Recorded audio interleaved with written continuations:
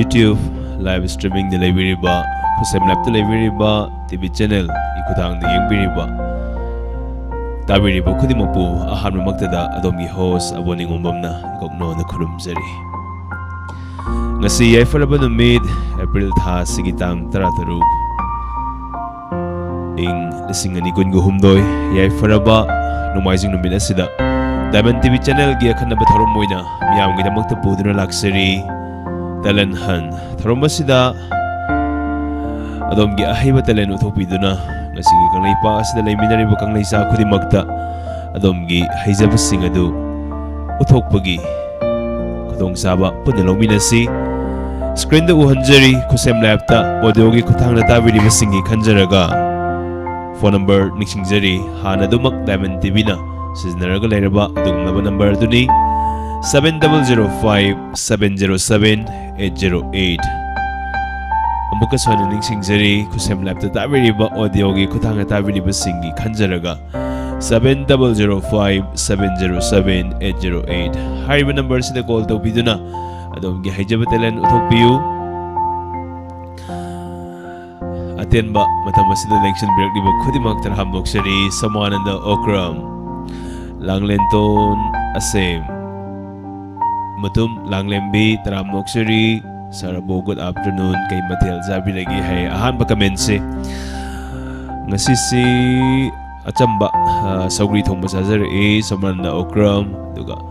Langlenton Asem busu Taram Noksari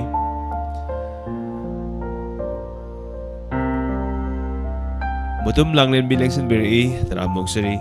Thagap Papung Noksari Talan hanki tharom ni adum na khoida biba dialogue monologue leiriba mayam film gi oire dagi lela gi oiro drama gi oiro sidagi apam ma khanbiraga adumak khudol tambiba yagani ngasigi ahanba caller kanano karamba dialogue mimicry tawre habadu mayam puni minasi hello taram noksari sagi mingle from habisi Saraboi Langlenton Asem Khengmandagi Langlenton Asem Taram Noksari Diamond TV gi sanoksari ba makhal matel gi tharom kya da yam thoi happy ba dugumlaba mem mamani ngasi talen han gi tharom basida karamba talen fuduna lakpiri O Sarlila ari badagi maten tang tagjarake boka sa lila do mamin du dikaw jagre bo sa ko koira banina da Ozada Nabiga Dake short haibra actor do moi anina tawgiba mate ama tawjarake sa lambenda commando oiba ko ada thatlaga khoigi oja pungyeiba lakpa je pharaga kaino tawa haitare ada pungyeiba ni aibu phabiga nune sar ai mayamgi seba thaugan tawjaba chachabani aibu thadok piune na haiba ada Pungdo maten tayera modoi di tagen hajan darama karama kaino ishorgi asuk mamal leiraba pungje mafam matam jana yaiba yade ne ibungo karino na haibiri dubo adumba thabak tu tinya kian gadaba thabak ni adu haibiganu ne na haiba kanja yeram daba yaroi darama karama gi pungon natraju hekte yayo kari pungon bu yai dorino ne ibungo na punglon do ay harake yayo adu di karamba punglon no ne bungo se ay harake si punglon di yayo kwayam de khaitang chau kang mana tik la di tumba ya de sum tum de sigi punglon di yayo hai sai da lu jarage sa ngasi sigi Diamond TV gi talan han ki thorom gi ahan ba caller ni Ma'am Langlenton Asem no ibirise Paisa mamang da dum thengna jakre du bu marakta ngakta anamana oi do ngasi ahanba call fangbasidi kari phawbige Sar ahanba je dum mamang da ju saga nta sal oren ga ju dum thengna jare khai thangna ji da nungai ba dum phaw esa hoi ado call si Diamond TV da ahanba call fangkiba numito aduda thamoi da phawba ihul duga hojik phawba ihulga kari khenaba leige Kaisu khenaba leite sar adum chap manai haijata ahanba gi to kem bahati deba ko ꯑꯍꯥꯟꯕꯒꯤꯁꯦ ꯈꯔꯗꯤ ꯄꯥꯈꯠꯈꯤ ꯈ꯭ꯋꯥꯏ ꯑꯍꯥꯟꯕ ꯑꯩꯅ TV channel diamond TV ꯆꯦꯅꯦꯜꯗ ꯑꯍꯥꯟꯕ call ꯐꯪꯕꯗꯨꯁꯨ ꯁꯥꯔꯗ ꯑꯣꯏꯈꯤꯌꯦ ꯏꯁꯩ ꯁꯛꯅꯕꯤꯗ ꯍꯣꯏ ꯍꯣꯏ ꯍꯣꯏ ꯍꯣꯏ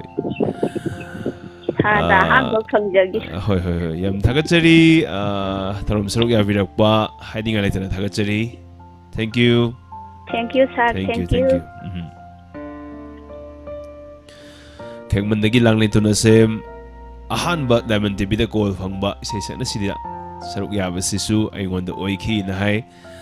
ꯌꯥꯝ ꯊꯥꯒꯠꯆꯩ ꯁꯨꯃꯥꯏꯅ ꯍꯧꯈ꯭ꯔꯕ ꯄꯨꯟꯁꯤ ꯀꯌꯥ ꯅꯤꯡꯁꯤꯡꯕ ꯍꯥꯏꯇꯥꯔꯦ ꯍꯦꯂꯦꯟ ꯗꯦꯕꯤ ꯌꯨꯝꯈꯥꯏꯕꯝ ꯇꯔꯥꯝ ꯅꯣꯛꯆꯔꯤ ꯑꯆꯣꯝ ꯅꯤꯟꯊꯣꯏ ꯃꯨꯇꯨꯝ ꯂꯥꯡꯂꯦꯝꯕꯤ ꯁꯣꯔꯣꯖꯅꯥ ꯃꯣꯏꯔꯥꯡꯊꯦꯝ ꯈꯨꯗꯤꯡꯃꯛ ꯇꯔꯥꯝ ꯅꯣꯛꯆꯩ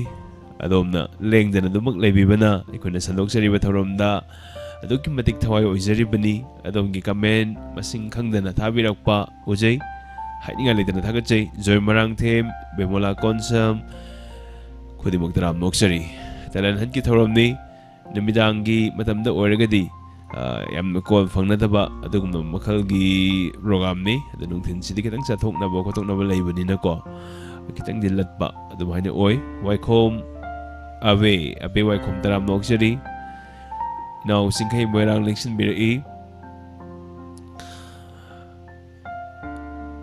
ꯈꯦꯛꯃꯟꯗꯒꯤ ꯂꯥꯡꯂꯩꯇꯣꯟ ꯑꯁꯦꯝꯕ ꯑꯗꯨꯝ ꯂꯩꯕꯤꯔꯤ ꯑꯗꯨꯛꯀꯤ ꯃꯇꯤꯛ ꯐꯖꯩ ꯅꯍꯥꯟꯋꯥꯏꯒꯤ ꯑꯔꯤꯕ ꯃꯇꯝꯒꯤ ꯍꯥꯏꯇꯥꯔꯦ ꯑꯔꯤꯕ ꯃꯇꯝꯒꯤ ꯂꯤꯂꯥ ꯑꯃꯗꯒꯤ ꯂꯧꯈꯠꯄꯤꯔꯛꯄꯅꯤ ꯅꯤꯡꯁꯤꯡꯕ ꯑꯗꯨꯝ ꯐꯥꯒꯤ ꯄꯨꯕ ꯑꯁꯦꯡꯕ ꯑꯥꯔꯇꯤꯁ ꯑꯃ ꯍꯥꯏꯔꯒꯗꯤ ꯑꯣꯖꯥ ꯙꯅꯕꯤꯔ ꯁꯤꯁꯨ ꯑꯃꯅꯤ ꯑꯗꯨꯛꯀꯤ ꯃꯇꯤꯛ ꯌꯦꯡꯕꯗ ꯅꯨꯡꯉꯥꯏꯕ ꯃꯥꯗꯪ ꯊꯣꯔꯛꯄꯗ ꯑꯗꯨꯝ ꯅꯣꯛꯅꯤꯡꯕ ꯃꯥꯅ ꯁꯦꯔꯤꯌꯁ ꯔꯣꯜ ꯒꯨꯝꯕ ꯌꯥꯎꯗꯦ ꯑꯗ ꯃꯔꯨꯑꯣꯏꯅ ꯃꯥꯁꯤ ꯐꯤꯂꯝ ꯑꯃꯗꯁꯨ ꯂꯩꯈꯤ ꯅꯨꯄꯤꯅ ꯉꯝꯕ ꯁꯥꯕ ꯑꯃ ꯑꯗꯒꯤ ꯃꯥꯒꯤ ꯍꯦꯟꯅ ꯄꯛꯆꯕꯁꯤ ꯂꯤꯂꯥ ꯑꯃ ꯂꯩꯈꯤꯕꯅꯤ ꯃꯃꯤꯡꯗꯤ ꯀꯥꯎꯈ꯭ꯔꯦ ꯅꯥ ꯄꯪꯕ ꯁꯥꯕ ꯑꯃ ꯑꯗꯨꯁꯨ ꯌꯥꯝ ꯃꯥꯟꯈꯤꯕꯅꯤ ꯑꯩꯈꯣꯏꯅ ꯑꯉꯥꯡ ꯑꯣꯏꯔꯤꯉꯩꯗ ꯌꯦꯡꯖꯔꯛꯄꯗ ꯌꯥꯝꯅ ꯀꯣꯃꯤꯛ ꯑꯣꯏꯕ ꯑꯁꯦꯡꯕ ꯔꯤꯌꯦꯜ ꯑꯦꯛꯇꯤꯡ ꯇꯧꯕ ꯑꯗꯨꯒꯨꯝꯂꯕ ꯑꯥꯔꯇꯤꯁ ꯑꯃꯅꯤ ꯑꯣꯖꯥ ꯙꯅꯕꯤꯔ ꯑꯗꯨꯕꯨ ꯈꯪꯍꯧꯗꯕ ꯍꯛꯆꯥꯡꯒꯤ ꯑꯅꯥꯕ ꯑꯃꯗꯒꯤ ꯑꯩꯈꯣꯏ ꯏꯔꯛꯇꯒꯤ ꯊꯥꯗꯣꯛꯇꯨꯅ ꯃꯄꯨꯒꯤ ꯈꯨꯌꯥ ꯇꯥꯟꯈ꯭ꯔꯦ ꯑꯗꯣ ꯑꯣꯖꯥꯁꯤꯒꯤ ꯑꯔꯣꯏꯕ ꯂꯤꯂꯥꯁꯦ ꯑꯩꯈꯣꯏꯒꯤ ꯂꯩꯀꯥꯏꯗ ꯑꯃꯨꯛꯇꯪ ꯇꯧꯈꯤꯌꯦ ꯑꯗꯨꯒꯤ ꯂꯤꯂꯥ ꯃꯃꯤꯡꯗꯨꯁꯨ ꯑꯗꯨꯝ ꯀꯥꯎꯈ꯭ꯔꯦ ꯑꯗꯨꯒ ꯂꯤꯂꯥꯁꯤꯗ ꯑꯩꯈꯣꯏ ꯑꯩꯅ ꯎꯖꯍꯧꯕꯗ ꯈꯨꯗꯩꯁꯤꯅ ꯍꯥꯄꯦꯟ ꯑꯣꯏꯅ ꯁꯦꯠꯂꯦꯕ ꯃꯇꯝꯗꯨꯗ ꯑꯣꯖꯥꯒꯤ ꯈꯣꯟꯖꯦꯜꯁꯤ ꯍꯥꯟꯅ ꯇꯥꯖꯔꯛꯄꯗꯨꯒ ꯑꯩꯅ ꯑꯔꯣꯏꯕ ꯎꯖꯍꯧꯕ ꯂꯤꯂꯥꯁꯤꯗ ꯃꯥꯒꯤ ꯇꯥꯍꯧꯕ ꯈꯣꯟꯖꯦꯜꯁꯤꯒ ꯑꯗꯨꯛꯀꯤ ꯃꯇꯤꯛ ꯈꯦꯠꯅꯕ ꯍꯥꯏꯇꯥꯔꯦ ꯌꯥꯝ ꯊꯤꯅ ꯁꯤꯕ ꯈꯣꯟꯖꯦꯜꯁꯦ ꯑꯩꯅ ꯀꯔꯤ ꯑꯣꯏꯔꯖꯥꯠꯅꯣ ꯂꯣꯛꯀꯨꯝꯕ ꯊꯨꯡꯕꯒꯤ ꯑꯣꯏꯔꯖꯥꯠꯂꯥꯅ ꯈꯟꯕꯅꯤ ꯑꯗꯨꯕꯨ ꯑꯗꯨꯒꯤ ꯏꯀꯨꯏ ꯀꯨꯏꯅꯗꯅ ꯁꯥꯟꯅꯔꯝꯕ ꯂꯤꯂꯥꯗꯨ ꯏꯀꯨꯏ ꯀꯨꯏꯅꯗꯅ ꯑꯗꯨꯃꯛ ꯇꯥꯈ꯭ꯔꯦ ꯍꯛꯆꯥꯡꯒꯤ ꯑꯅꯥꯕ ꯑꯃꯗꯒꯤ ꯁꯨꯃꯥꯏꯅ ꯃꯄꯨꯒꯤ ꯃꯅꯥꯛꯇ ꯃꯄꯨꯒꯤ ꯂꯩꯀꯣꯜꯗ ꯆꯠꯈ꯭ꯔꯦ ꯍꯥꯏꯕꯁꯦ ꯇꯥꯔꯛꯏ ꯌꯥꯝ ꯅꯨꯡꯉꯥꯏꯇꯦ ꯌꯥꯝꯅ ꯁꯨꯃꯥꯏꯅ ꯑꯩꯈꯣꯏ ꯄꯨꯝꯅꯃꯛꯄꯨ ꯊꯧꯒꯜ ꯇꯧꯕꯤꯔꯝꯕ ꯑꯁꯤꯒꯨꯝꯂꯕ ꯑꯥꯔꯇꯤꯁꯁꯤꯡ ꯃꯃꯜ ꯇꯥꯡꯂꯕ ꯀꯌా ꯑꯃ ꯑꯩꯈꯣꯏꯒꯤ ꯏꯔꯛꯇꯒꯤ ꯆꯠꯈꯤꯕꯁꯤ ꯍꯥꯏꯅꯤꯡꯉꯥꯏ ꯂꯩꯇꯅ ꯊꯃꯣꯏꯗꯒꯤ ꯅꯨꯡꯉꯥꯏꯇꯕ ꯐꯣꯡꯗꯣꯛꯆꯩ ꯑꯗꯨꯅ ꯉꯁꯤꯒꯤ ꯍꯧꯔꯛꯂꯤꯕ ꯃꯤꯔꯣꯜꯁꯤꯡꯅꯗꯤ ꯚꯤꯗꯤꯑꯣꯗ ꯅꯠꯇ꯭ꯔꯒ ꯇꯤꯚꯤꯗ ꯎꯕ ꯅꯠꯇꯅ ꯈꯣꯟꯖꯦꯜ ꯇꯥꯕ ꯅꯠꯇꯅ ꯑꯁꯦꯡꯕ ꯁꯛꯐꯝ ꯃꯍꯥꯛꯅ ꯂꯤꯂꯥ ꯁꯥꯟꯅꯔꯤꯉꯩ ꯃꯤꯀꯨꯞ ꯐꯤꯂꯝ ꯌꯥꯎꯔꯤ ꯃꯤꯀꯨꯞ ꯍꯥꯏꯕꯁꯤꯗꯤ ꯎꯕ ꯉꯝꯃꯔꯣꯏꯗꯕꯅꯤ ꯑꯅꯧꯕ ꯐꯤꯂꯝ ꯑꯃꯗ ꯑꯣꯏꯔꯣ ꯑꯅꯧꯕ ꯂꯤꯂꯥ ꯑꯃꯗ ꯑꯣꯏꯔꯣ ꯑꯗꯨ ꯑꯥꯔꯇꯤꯁꯁꯤꯡꯁꯤ ꯌꯥꯝꯅ ꯀꯠꯊꯣꯛꯄ ꯑꯃꯒ ꯂꯣꯏꯅꯅ ꯇꯧꯕꯤꯔꯝꯕ ꯑꯦꯛꯁꯤꯡꯗꯨꯅ ꯉꯁꯤ ꯐꯥꯎꯕ ꯃꯌꯥꯝꯅ ꯃꯍꯥꯛꯄꯨ ꯁꯣꯟꯅꯔꯤꯕꯅꯤ ꯑꯩꯈꯣꯏ ꯗꯥꯏꯃꯟ ꯇꯤꯚꯤꯗ ꯁꯟꯗꯣꯛꯆꯔꯤꯕ ꯇꯦꯂꯦꯟ ꯍꯟꯠꯀꯤ ꯊꯧꯔꯝ ꯑꯁꯤꯗ ꯈꯦꯛꯃꯟꯗꯒꯤ ꯂꯥꯡꯂꯩꯇꯣꯟ ꯑꯁꯦꯝꯅ ꯀꯣꯜ ꯇꯧꯕꯤꯔꯛꯑꯒ ꯁꯨꯃꯥꯏꯅ ꯑꯣꯖꯥ ꯙꯅꯕꯤꯔꯒꯤ ꯑꯃ ꯅꯤꯡꯁꯤꯡꯕꯤꯔꯤꯁꯤꯅꯤ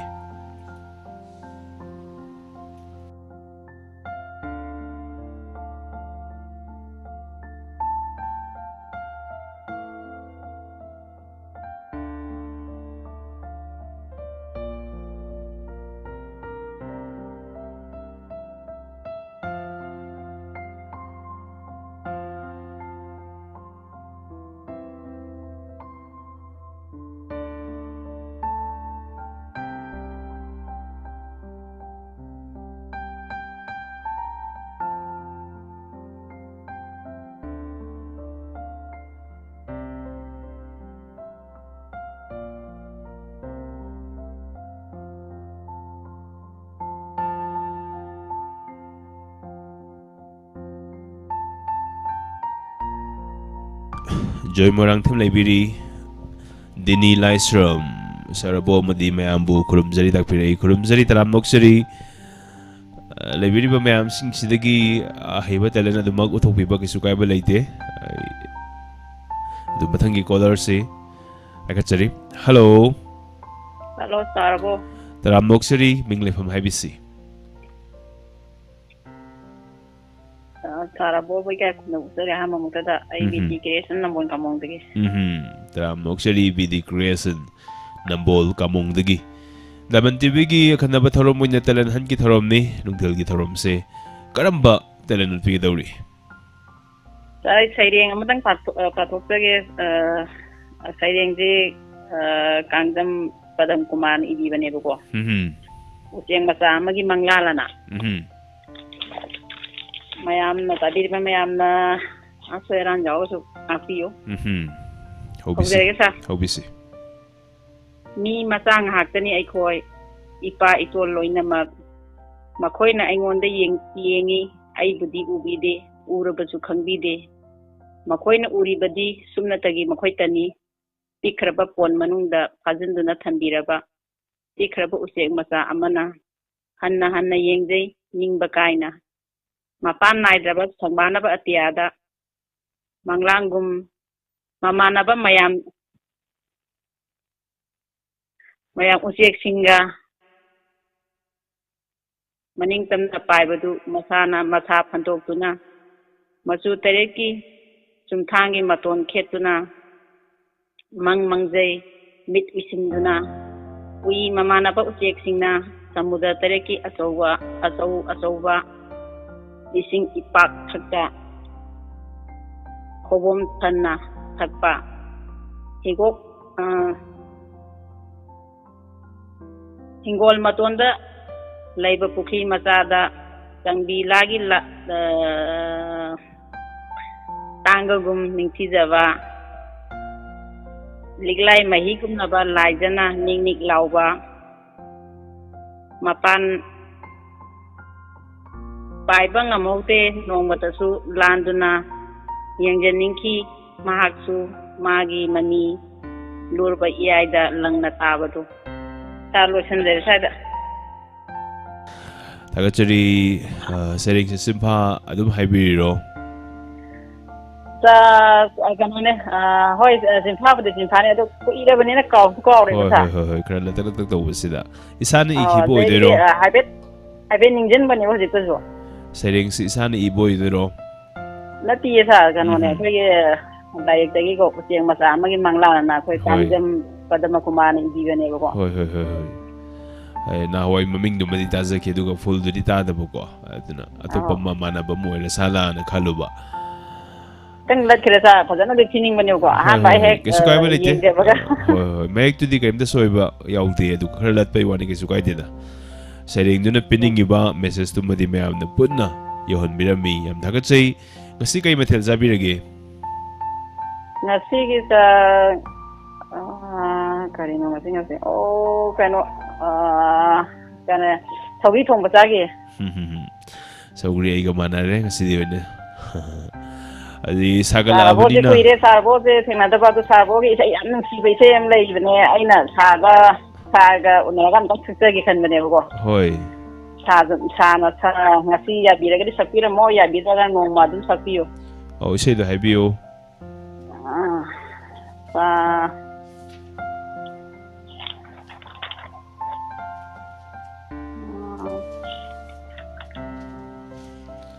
Lagi YouTube channel da gan isai wana cover ne photo bi isai do ni ne kaure ne ningsing banang se derol san kroba adu su lega na sa adu na to ba magar ne ikai ne yang lakpa hoy sa ikai ne yang lakpa ko hoy tangza phanga ga di sa ne sapira mong tangza na saksage yam thagachai smaina saruk ya birakpa haninga ne tana thagachari thoro makhata na dum yang bikido na tro yengjakini sa adagi call se thamma kan da tawdei thabak se hojiki wari sanaringai dialog tawring makeup se musin khala yengdo orangmani adu ginde isu yengjadre hoy adi la se dum makata tathana dum ta jai be minute se khangoroga hoy minute se khangoroga hore musin khala yengasu yai lora kan da ko Hoi. Yam thagatai mai saruk ya birakpa. Haiding ali thagatai. Thank you.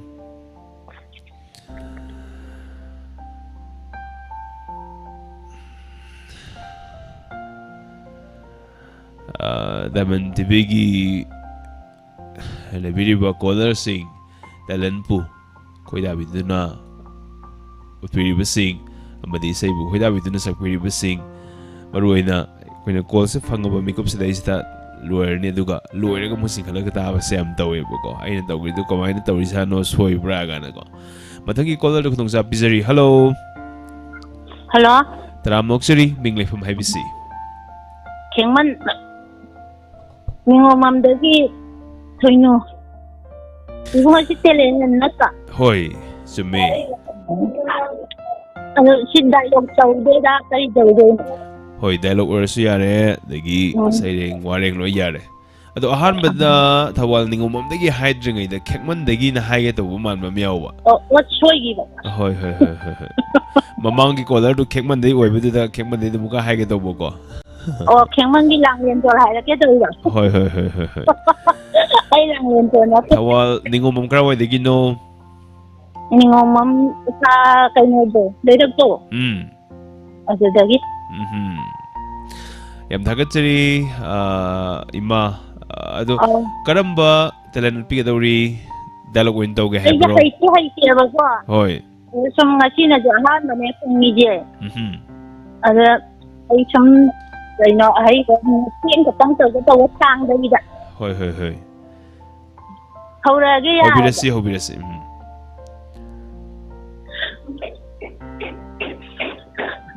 Hai thaba nang ko tabra ito je Kari hai sa Nake Sidal lummi ba itingi sana na lummi mo ka hai ba Mai hatang je kitang ngai tawa du ni dage na tawjabane Hanubi ai phawa iting ayung mana lu jarabadira nang dumana athab na lu joge tawri ba ha nang ikari kuki laidana se yam lu jani dina se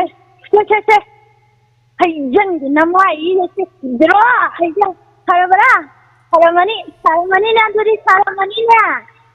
ngoloy chandra ke Yam thagatai ngasigi mathal se kai sabirage Ngachidi yam haure ngai lagna nga mathonge ama irole sampul ama taure wala uki ama taure Hoy sampul ama taure am cha gare da ado sairau basil loi ke bada ngai amuka su lawra zalo alaw den ngai lakka ala haraw de tauri Hoy smaina au sadana da bentibigi makal matal gi tham sing se nuai yengdana punsi sang lebi na kisi thagatai ma thoinu haiding ai thagatai samjarage ko Thank you Wanglaba loibi chingi chinglei bakta waksingi ulen na yeibada Sangbi lana kangbagum Kanglaba miyoiba kanagi thamoibu yaning na hona chonghalli Diamond TVgi Thorom Singh asuki matik nungaije Joy marang thim gi wahi atuki matik fazai mem dam ko na tahan jage caller ngak tak hol torog lebiu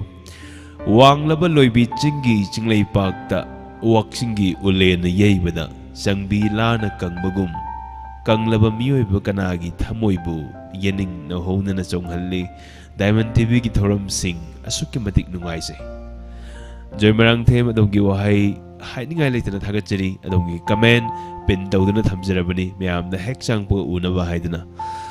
mathangi caller kanano karamba talent tawra e myam pari minase Hello taramok-siri minglay from HBC ai haibong gi jagi imai bim sane imai bim sa taramok-siri ngasigi talanhan ki tharomni imana saruk ya vire ise karamba talan figa dawri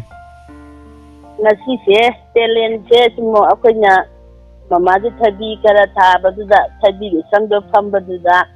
usek shinjina pai raga tuaga dagi sum adagidi nauri kapanaga sum kapa tawbadi sum aina law ko tawbadi sum nungaijara masigi matang sida langkhnu ani khaki matek amata sum kan adugi telendo tawjage tawba tawbisi imang asi se kay mathel sabige ngasi se akoi aidi yumda sak sadre ai nonge nga bagas akoi sangsida dum lairamnina mai ngasai ti gu yong chaka luga iron ba maga nga matawraga dumaina pore dumaina sangda dum sare serau bagi tha simadi aho base am sana re mem se go adu ima hoigi lekai sida huziki sabagi jang se kamdo birige sai bungo sabai jangdi karino o kan masa phaba adi wakhan nungai ba midi amadi ngosi potha bam leina dum potha gi dum mamoi je hangi matang gorak pani hakchang nungai tabnina maisa sida makha dum oli ingadra di maning silam musim mafam da mukta ware da ko kalen maisa se kanu se khanggoda masisu hobada ngai ri hai tare kalen se ko makata pasing na kamdo goda bano haibidu mayam puni yeminarasi ado imagi talento mayam taga da bagi ngai na re ma horsi soiba lamba kaya yarbasu tadiba laitala bisa gai degi ibung pa alaman khudi mona nga tu sum mati ang katang ngai cha jai cha khotak ta dum seba gai tawjar ke tawa hoi tawisi tari bara nang bu ngasigi taibangi malang ngasida malang isik themungsi ngarang dagi nuksa marag sida pari mum ani du su sa da bana thogangle lao ngahatang malang isik themduna taibang palasida uhai wai kharadang sa ga gi thina na ba chalusini hoi kibu kigre ngasigi taibang sida leiriba taibang haibang miron asina akoibu minusi leitana nusi na chatliba akoibu nama sitna sarak tamduna hatna na ba thaurang ba sida mama haidi kirine ngasigi malang sikhem ba je mapan thopa bawu kisallagne lao ngatang chalu se kashu tawaida es phajagre da ko asigi uhaye se ase tarabra nang na kharama charo isani gi kharamadi pudaba yade isa chiru ngarang da gi sa da thakadana akhoi ani bu mapa mama akhoi ani bu ngai duna layamgani aduna kharam makhaidi sarsi isa dina amun ba sipura gisiko hoi mama he sadan ba nupa sadan ba makuta nongai paiduna akhoi bu tenching na balae tarabra nang bulao ngasi isa sing du uda nang malang pal sidagi ngasi akoy mang batari sa silao lao pair silao tarabra nang bo ima tarabra nang bo ngasi di sadan ana tharak panong mai kisainana pandu nang ngasi gi taibang pal sida gi ayha ki tapatan na hangrang ngasi gi uhay adu pudu na lehori ba yung ginaparin na mom anido kitang pizza na ba salo yan padraba taibang minungsi khangraba taibang ni angamba setse sanaraba minungsi laidraba matama sila nahapunugsi kupam tasu taibang pansin na piro salo nang tuna sakro na parin na mom anido na nabungay do na lairangwani salo nahag salo ngasit magkuji magpahog da ba taraba di taibang pala se minung se khangde nang su sadan bagi lang da thorani salo imagi pari imo mani ngasi di minung se khangda ba taibang palgi taibang gi makutta namai di yabi mangedo aduna ngasi gi taibang pala se na khoi mikap tho na khoi da nate na pa na manung siba uche waya khoi su imanung siba isa nung siba gi thamoi da pali nang thokpa haitabagi wadani taibang pal na khoi su na pari na mom senarabada kapoi da ba kana leibagi adu chalo na hokjimak chalo bong loi chalage khutak ta taw sem thabani ai se kudak ta tawbasina su yam phazar sina di hana plan tro madi kari werni ma uche ka pa maya ma doi nu che ka ko no hai badan ne ek nuai mandana ne uche to amadar padang lo sale ya amadar padang pai daga ron poi le nuai ta bodu yeng bodu ima se ado khutak ta saga laga ita ai ima se tau ke to wana tau rai ima telen yamna haiba ima singi manung de ima si amani haitare yamna hari khudak ta tholi base de khudak ta sagala ta ubangam base yam thaga chei adu lat pasu yaw di si so ang po mani haidi hana fazana pharaga le phawda dum kaw yaw ne ba ko khudak ta sagal base so kaw dana latana ta si so ang po gun mani yam thaga chei ma bu hari ngai thaga chei cha ga na cha na nusi dana pai hai bani ado sujiki mama mapa oibani na thamoi ji uchi hatu june jakapi kari nu kangde kuning de poson de soli mama ji thagachari ma call to betuna saru ya viram ba thagachari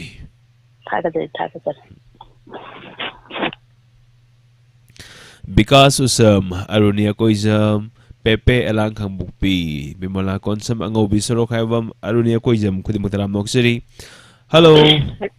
Hello, Tade. Mingle from Haibisi. Kaking de Guinea. Ming Habiu. Oh, Ketimin Birolata. Ketrimayum Bimolata. Birolata. Ito sana ba Mexico? Yam Tagachari, Koto Birakba, Karamatelan Pidoino. I see Imasi Kangun, Karitolin, Telekono, Nasi, Ita, Pukauda, Ita, Malak, but my young Imam Diamond TV, Imame, Maido. Maya. Mogo Saki Bagat Imana Kari program, they were no ying, which that she Telen Han Leramba. Telen Han say this about Yam, Marunia. Or I do Imasi Kangat dialogue. I'm not forget the Hobbies. Howjage. Kadai sa kerne sa kabanunya. Hai bema. Kadai de lene sibu. Ho bema nang guni ne. Ima ai si de leye. Hai ma. Nang ti kadai sa tuiba. Ayu gienda tida. Mama. Aina ngarang hai thai dudi. Ai khoigi classmate na yam sa chane ba se kani hai ki dudi. Ho kaure hujik se iba se hujik se pag kaw ba adu nang na adu yam na keri didi makhoi gi kari no film shooting yawda ba ma nei keri di bu kari lerege ne as akhui ma shidi ne he ima iru jeru kige ko pe kige nu ko hoi ma khangde da hujiki na ha chingche Oh ima ai chalage oh ngai ko ima manam nam khige tawak lodong ni akhoi magi thenge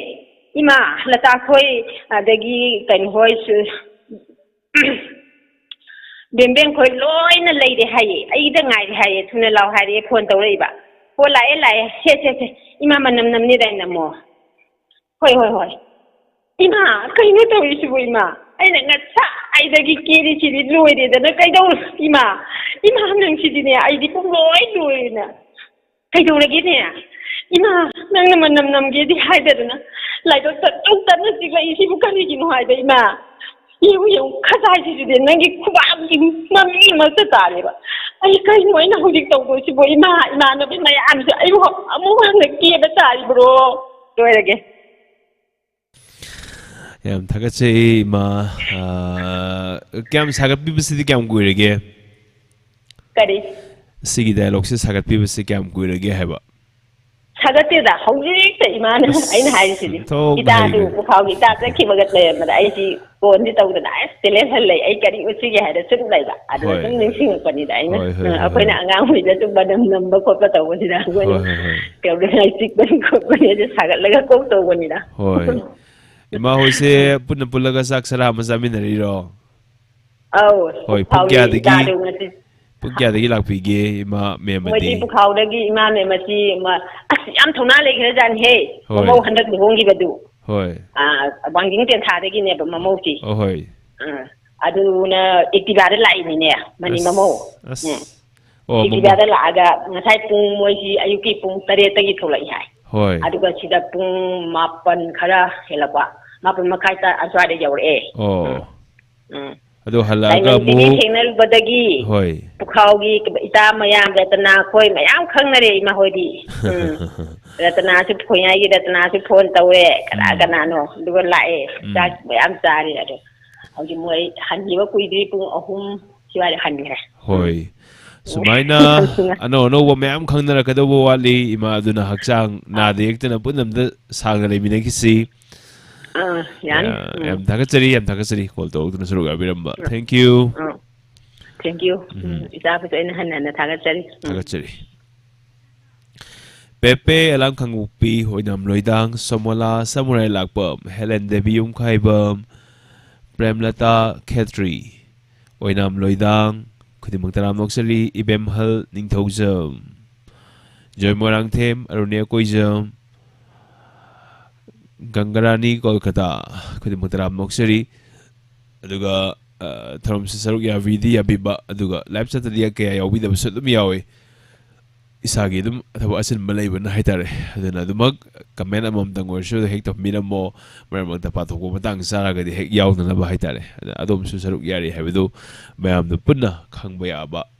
gitanza du punna lomina si sound se dumak ya bibra mayam nang habiyo tapan ba hawan ba ta ba nungai bra nungai ta bra habidu su habiyo du semzage tharom simia nung sibi bagi maruina mayam nung sibi badagi Hosuk hauba adumak aikoy sanok sa bagam zabani talanhan hodok sa siya duki mati kuire hada radio laringay matamdagi adumak tor aba adugma program ni hosuk hauba da aikoy library ba viewers sing listener ko di mag nataway happy ba na aikoy na makata na sanok sa bada aikoy panggal oijari ba ni adom na comment daw birakpa ay na hosik sound ya bra sound nuway ta bra hay rakan o inam loy down na sound okay hay lang lento na sem na su adi mapem kaksing mutum promila hay basing se yes na mangang ipem saning thosam ra se sorry o inam kodi magsis may na hay birakpa se lang lento na sem hay birai abeway kom kaidem prema o inam loy down kodi magsis may na hay birakpa sabitri laiton zam may na hay birakpa sem thakajay sound si aikoy monitor mo budi thamjay du internet ki makha ponba program oibani na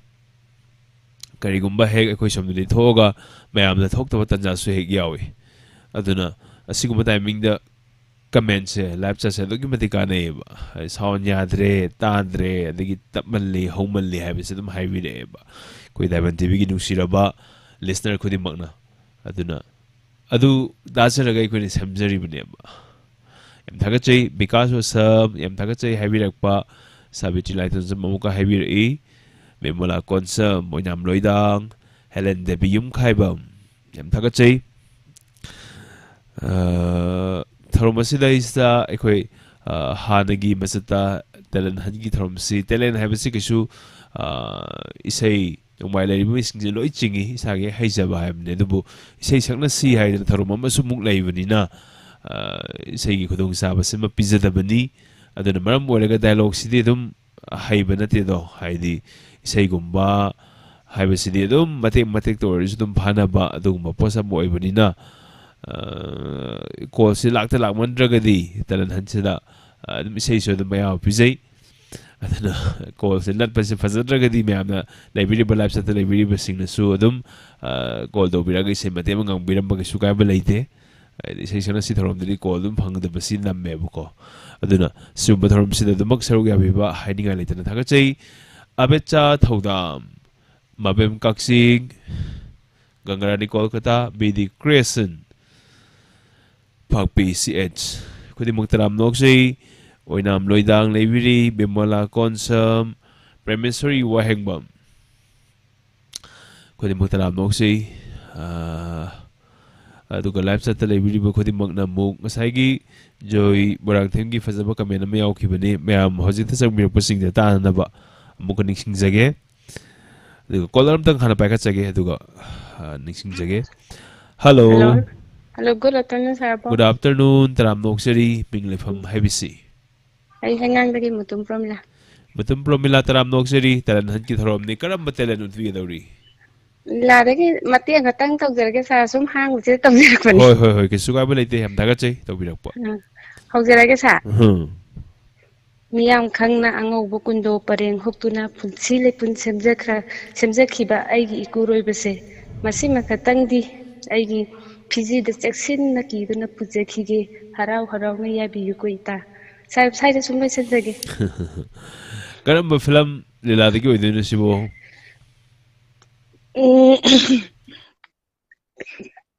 Thamoygi makhol gi ne cha. Hoi film gi ko. Film na te lila ne. Thamoygi makhol hai lila sidagi. Sarjam soi ke. Hoi.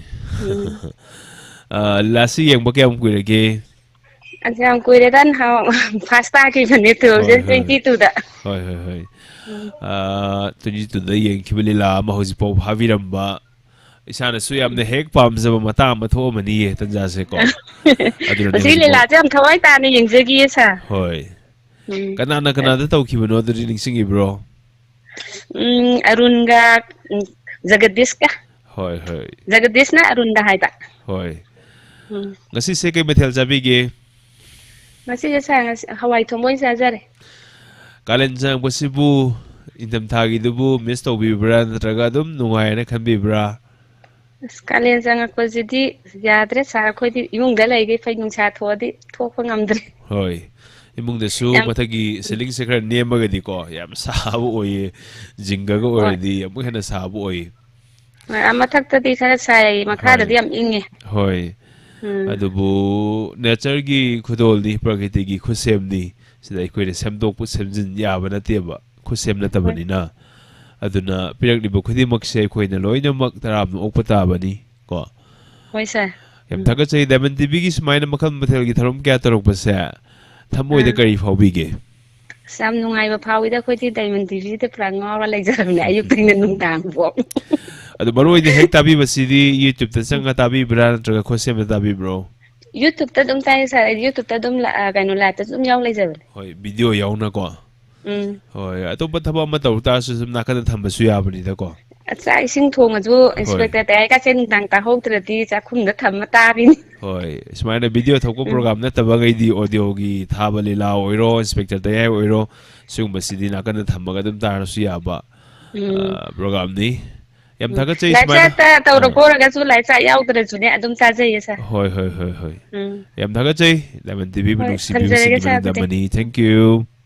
Thank you sir. Rasesori oina sir aisu yauzari fi suna kotna hai sir abo thanks sir abo thaga chari hai taram noksuri rasesori oina. Hello, good afternoon, sir. good afternoon, mingle from habisi. Lang khan tu de gi pe ne, sir. Pepe hai bo ko. Hoi, sir. Hoi, taram noksuri alang ka popi degi Pepe. Nasigi talan hanji tharom ni karamba talan pidori. Sir, balomate ni teng jara to. Hobisi. Mul odi ai khoi gi tu se. Kai ha da tu kha ba. Ai bo hai gi de hai da na. Kai ha da ku gi thok tu ne thang di ri ba. Ate ko nga sigi. Fa ni ta gi. Ni sigi thau ja ni kha da. Pa ngam dam siga am. Nào không nên à không đa phần cái gì đấy thật là sự thay đã đi khỏi sự việc con gì sự vâng sẽ cái hạt đã không làm là bà và là ý kiến sẽ được sinh tồn cho nó xa được sự đó nó đang tội ôi là bối thân không làm gì bà hay bà bố đi khỏi mà tưởng đã hôi bà hệ bộ quân tan đi năng tầm bằng ngay được aduh, heboh kulpan tu. Nanti kawal hati hamba. Aji bapa tu lagi. Kadang panji awan wai nama thaduk lam tu na. Aku nama thaduk lam tu na. Heboh kulpan tu. Nang lai di pentau satu na. Ikut siapa kau bersih nak sendiri ko. Kay din nasi ay yan na nawagan ng hili. Kay din nilida kitira. Si Teresa. Niyaloy di siya. Mapanandam kong dagat pada nilida kitira. Si Tawa taway dihay. Ay kapayat. Ipan pa din natagda. Awawata na ba? Ay taway natin na. Sige ay yan na nawagan ng hili. Ay no ka dapat. Ibu mo, 이리요.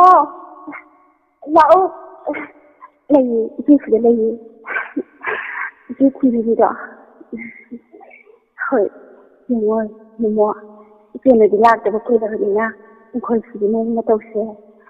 혼자 마음세. 이제는 이러는 뭐. 이제는 하와이 레이는 거지. 그게 잠깐 주 허우거든. 아저씨 한여 관디 하이라 하이콜리고 사람들은 맞세. 이제는 레이는 거지. 아무것도 레이하거든. 그게 좀더 나간다 하고 지금 관디도 어떻게 그러. 그리고 얘한테 하시더라. 살려. 나한테 홍보 하거든. 딱 그러면 뭐 얘는 뭐 무슨 chuyện lại gì sự tình người ta sẽ lỗi mà xin được thùng là sẽ làm được chuyện là từ từ khai hạ thì quên nhưng mà nhiều khối mà khối thì siêu rồi đấy đừng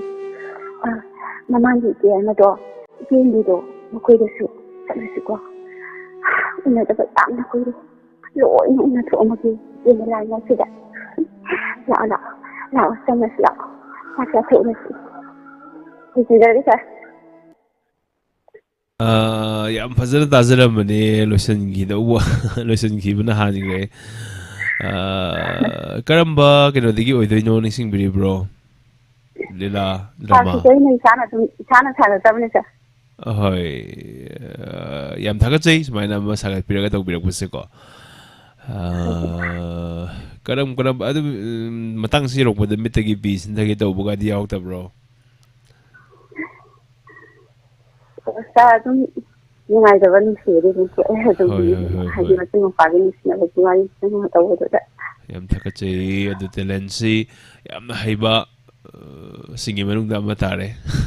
yam na puning ak to wer su seke minute khra da wer ga su ko mayam da to ki batik anu wa ma ho ma kudol ta birami ado hojik ta sang ko mayam yauri sai se ming sem ta hai biramo lang khan thì được cái hai bạn sai là từ từ sẽ giao ra mình hoi lap sa ti yobi besini mayam na hojik ki pepe ki talent kam no bi bage mayam hai bi u du ga lap sa ta to ki madik thagat piri pepe se yam faze de gi like sim mo nga ta ngai khre rose tharak pa yaw koba khoba gi tharak pa yaw mayam ha thagat piri sidai kai hai bi ringe yang ai di mai se cái sự là cái này gì vậy mà pang thì để gì đi qua mà làm nó mà phải lấy cái này thay cái gì ấy thì là lúc xưa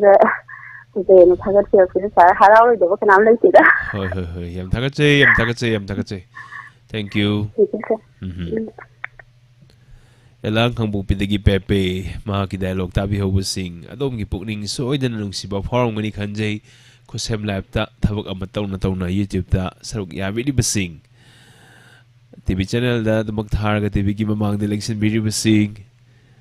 TV channel ani ne hojik meam da uhanjeri base is com da lebi bisu meam yaw biram gani duga MCTV da lebi bisu yaw gani meam khadi makpu hading ngai ta thaga chei hello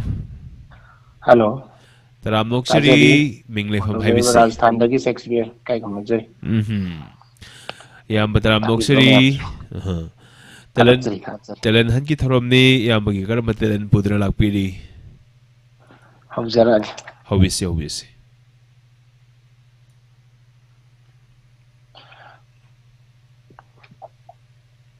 Good evening to all.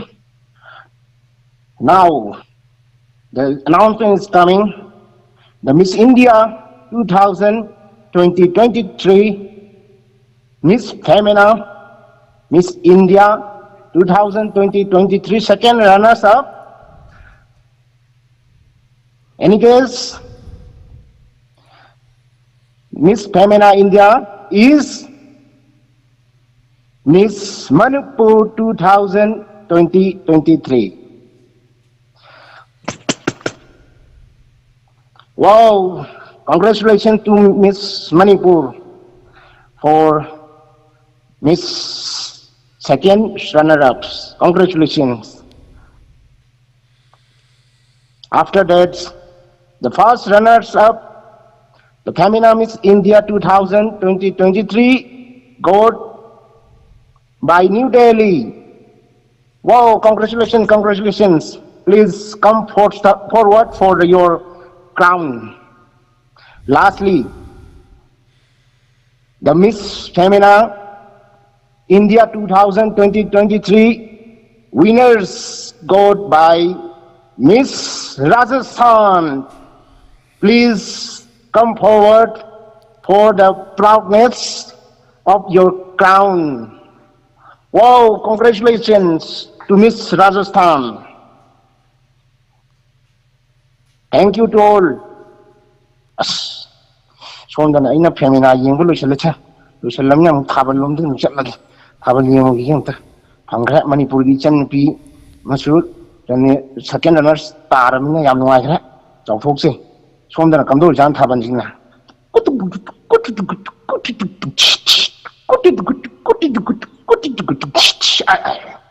Taurizing. Si chumna chunghi yengada maya pai bi moina. Si ben manak se to ni khai bi kai to se. As loi hek loi da Manipur sana leiba. Kap te da khangi da ko lila ngak tin yengbu bu hairadi halaman na haina ba. Lila ngak tin si lila ma som da mu leiram se naha inkhala iba yu thakpa lakpa sing chai pa phat kan ba toram se maya se da moi ni khai ra ngau khai ga ida chung khai ra ga leiri sibu kari no se nungbu nungai ram gani hoine music ni ne si mitti di nungai te yeng ba tori se as sana leibang Manipur loi re da ko pung loi hek loi da gyan ta ga da ba na su ta salakta gyan ta ga da ba naha ma khai su ngau salak ima iben su ngau salak Pakhang Laisabi ahal laman su yudam ngauksal pung loi hek loi dori da sana leibang Manipur oh nungai khidre da tungi khallu bada ida lo sanjarage yam bathagachei hamna aduga talent su oire dagi mayam da su rangi miss lauthokiba mayam da mukaning singbiramba yam thagachei yamba hani lai da thagachei kasi Ngarangi ticket su yamna tangi haidana yamna dumang highway dumakpu Manipur das maina sigumba khudong jaba ma yengbugi khudong jaba ma pibi base sisu haidingai tan thagachei Manipur sarkar hello taram noksari mingle from habisi phone dong jari ba ise moirang hanu badagi tina kawisa call Sidaman TV da kyarak phongbiro game amangda ine isai khadna si program dadi khara yaure adu talent hanti hasina hanban hoi yam thagachei tina haibako yam taram noksari thagachari saruk ya virakpa adu talent hangi de ahan ba call ne haibire karamba talent pudna lakpiri talent hanti ka haite ado monagi wari masadagi mat ekam tang lokhatke hoi hobisi nangna hende aina tade haiba wari dudagi kitang mate am tang lokhatke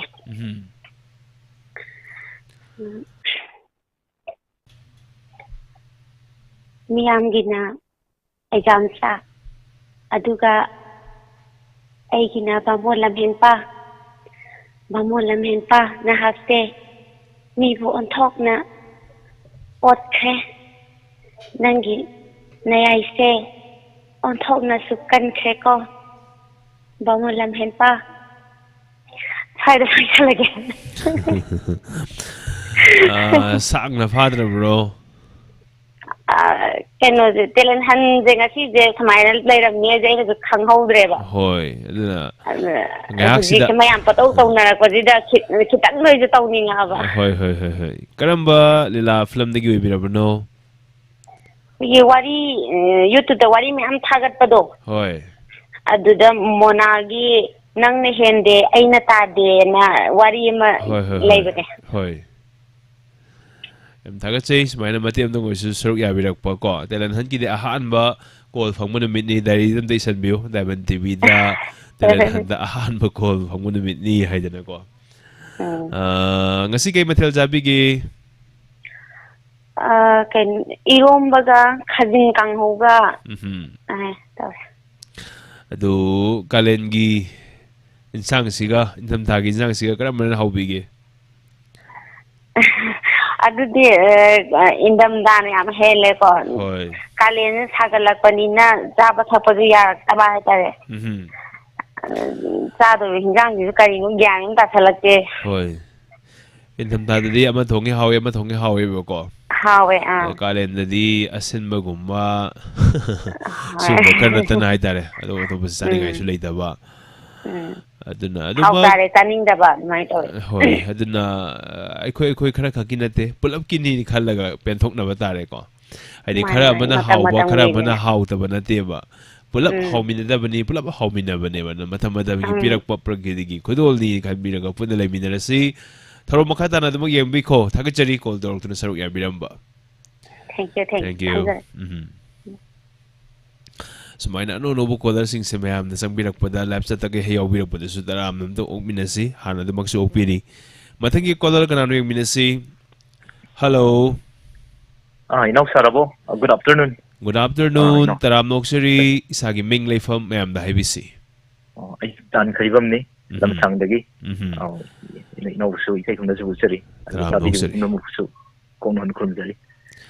ꯏꯌꯥꯝꯕ ꯀꯣꯜꯁꯤ ꯈꯔ ꯂꯇꯛ ꯂꯇꯛ ꯇꯧꯕꯤꯔꯛꯑꯦ ꯍꯥꯟꯅꯗꯤ ꯌꯥꯝ ꯇꯣꯏꯔꯝꯕꯅꯦꯕꯀꯣ ꯍꯣꯏ ꯏꯁꯥꯒꯤ ꯑꯩꯁꯦ ꯑꯁꯤꯟꯕ life ꯆꯠ ꯉꯥꯛ ꯆꯪꯖꯔꯝꯕꯅꯤ ꯏꯅꯥꯎꯀꯣ ꯍꯣꯏ ꯑꯗꯣ ꯑꯩꯁꯦ ꯀꯣꯟ ꯑꯝꯇꯪ ꯇ꯭ꯔꯥꯏ ꯇꯧꯒꯦꯅ ꯑꯃꯨꯛ ꯊꯩꯗꯣꯔꯛꯑꯒ ꯍꯣꯏ ꯇ꯭ꯔꯥꯏꯁꯤ ꯁꯨꯝ ꯇꯧꯕ ꯑꯗꯣ ꯍꯧꯖꯤꯛꯇꯤ ꯐꯪꯉꯦ ꯑꯗꯣ ꯑꯩꯅ ꯗꯥꯏꯂꯣꯛ ꯃꯇꯦꯛꯁꯤ ꯇꯧꯁꯤꯔꯥ ꯍꯥꯏꯗꯅ ꯂꯥꯏꯐ ꯆꯠꯇꯁꯨ ꯌꯧꯔꯤꯕ ꯑꯩꯈꯣꯏꯒꯤ ꯃꯃꯥ ꯕꯤꯃꯣꯂꯥ ꯀꯣꯟꯁꯝ ꯍꯣꯏ ꯑꯗꯩ ꯆꯤꯆꯦ ꯏꯕꯦꯝꯆꯥ ꯅꯤꯡꯊꯧꯖꯝ ꯍꯣꯏ ꯃꯈꯣꯏꯅ ꯍꯥꯏꯔꯝꯕ ꯃꯈꯣꯏꯅ ꯇꯧꯔꯛꯑꯣ ꯍꯥꯏꯕꯗ ꯑꯝꯇꯪ ꯇ꯭ꯔꯥꯏ ꯇꯧꯒꯦꯅ ꯇꯧꯖꯔꯛꯄꯅꯤ ꯍꯣꯏ ꯏꯌꯥꯝꯕꯅ ꯑꯉꯥꯡꯒ ꯁꯥꯕꯗꯣ ꯇꯥꯈꯤꯗꯕ ꯀꯨꯏꯔꯦ ꯉꯁꯤꯒꯤꯁꯤꯗꯗꯤ ꯑꯉꯥꯡ ꯊꯥꯒꯠꯆꯔꯤ ꯁꯥꯕ ꯊꯥꯒꯠꯆꯔꯤ ꯌꯥꯎꯕꯖꯥꯠꯂꯣ ꯉꯁꯤꯁꯦ ꯑꯉꯥꯡ ꯁꯥꯕ ꯌꯥꯎꯁꯤꯁꯨ ꯌꯥꯏ ꯀꯩꯁꯨ ꯀꯥꯏꯗꯦ ꯑꯗꯨꯒ ꯃꯩꯔꯥꯟꯕꯤ ꯐꯤꯂꯝꯒꯤꯀꯣ ꯑꯩꯈꯣꯏ ꯁꯣꯅꯤꯌꯥ ꯃꯆꯥꯒꯤ ꯃꯅꯥꯎ ꯅꯨꯄꯥ ꯑꯃ ꯑꯩꯈꯣꯏ ꯏꯁꯤꯡꯗ ꯇꯥꯔꯒ ꯍꯣꯏ ꯍꯣꯏ ꯂꯩꯈꯤꯗꯕꯗꯣ ꯍꯣꯏ ꯍꯣꯏ ꯍꯣꯏ ꯃꯗꯨꯗ ꯒꯣꯀꯨꯟꯅ ꯀꯞꯈꯤꯕꯗꯣ ꯍꯣꯏ ꯑꯗꯣ ꯍꯩꯕ ꯍꯩꯇꯕ ꯑꯝꯇ ꯇꯧꯖꯔꯛꯀꯦꯅ ꯇꯧꯖꯔꯛꯄꯅꯦꯕ ꯍꯣꯏ ꯌꯥꯝ ꯅꯨꯡꯉꯥꯏꯗꯧ ꯃꯥꯜꯂꯦ ꯍꯥꯏꯗꯤ ꯐꯤꯂꯝꯁꯤ ꯑꯗꯣ ꯍꯩꯕ ꯌꯦꯡꯕꯤꯗꯕ ꯍꯩꯇꯕ ꯇꯧꯖꯕꯅꯦ ꯍꯣꯏ ꯌꯦꯡꯕꯤꯗꯕ ꯃꯤꯁꯤ ꯂꯩꯔꯝꯃꯣꯏꯅ ꯈꯜꯂꯤ ꯐꯤꯂꯝꯁꯦ ꯉꯁꯤꯒꯤ ꯂꯥꯏꯞ ꯆꯠꯇ ꯍꯣꯏ ꯂꯩꯕꯤꯔꯤꯕ ꯍꯣꯏ ꯑꯩꯈꯣꯏ ꯁꯦꯝꯅ ꯇꯥꯕꯤꯔꯤꯕ ꯈꯨꯗꯤꯡꯃꯛꯁꯦ ꯀꯣ ꯑꯗꯨꯅ ꯍꯣꯏ ꯍꯥꯟꯅ ꯇꯥꯈ꯭ꯔꯕ ꯗꯥꯏꯂꯣꯛꯅꯤꯅ ꯌꯥꯝ ꯅꯨꯡꯉꯥꯏꯗꯧ ꯃꯥꯜꯂꯦ ꯍꯧꯕꯤꯔꯁꯤ ꯍꯣꯏ ꯍꯧꯕꯤꯔꯁꯤ ꯌꯥꯝ ꯇꯦꯟꯇꯛꯅ ꯇꯧꯖꯒꯦꯀꯣ ꯍꯧꯕꯤꯁꯤ ꯑꯩꯅ ꯆꯞ ꯆꯥꯅ ꯀꯩꯅꯣ ꯇꯧꯖꯕ ꯍꯥꯏꯇꯥꯔꯦ ꯂꯥꯏꯐ ꯇꯦꯂꯦꯟ ꯇꯧꯔꯝꯕꯁꯤꯗꯁꯨ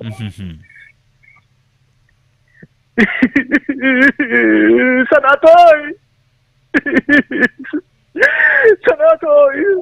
ꯍꯧꯒꯠꯂꯨ ꯁꯅꯥꯊꯣꯏ ꯅꯪ ꯕꯕꯥꯗ ꯂꯨꯅ ꯇꯧꯗꯦ ꯍꯥꯏꯗꯅ ꯕꯕꯥꯕꯨ ꯊꯕꯛꯇꯨꯗ ꯆꯠꯂꯕ꯭ꯔꯣ ꯍꯧꯒꯠꯂꯨ ꯅꯪꯒꯤ ꯕꯕꯥ ꯂꯥꯛꯂꯦ ꯍꯧꯒꯠꯂꯨ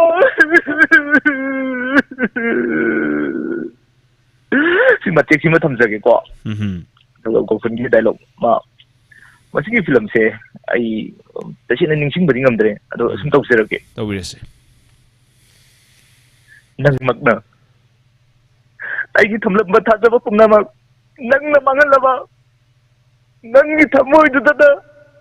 ꯂꯝꯂꯥꯟꯗꯪꯃꯒꯤ ꯁꯛꯇꯝ ꯂꯥꯠꯇꯨꯅ ꯊꯝꯂꯒ ꯃꯄꯥꯟ ꯊꯣꯡꯗꯅ ꯑꯩꯒꯤ ꯏꯅꯥꯎꯕꯨ ꯅꯨꯡꯁꯤꯕ ꯁꯥꯕ ꯅꯥꯊꯣꯜ ꯃꯣꯏꯕꯨ ꯋꯥꯔꯛꯄ ꯉꯝꯗꯕꯤ ꯅꯪꯅ ꯑꯩꯒꯤ ꯏꯅꯥꯎ ꯑꯃꯗꯤ ꯏꯃꯥꯒꯤ ꯐꯣꯇꯣ ꯂꯥꯠꯇꯨꯅ ꯊꯃꯣꯏ ꯁꯦꯡꯕ ꯁꯥꯕ ꯌꯥꯔꯣꯏ ꯐꯣꯇꯣ ꯂꯥꯠꯄ ꯌꯥꯔꯣꯏ ꯌꯥꯔꯣꯏ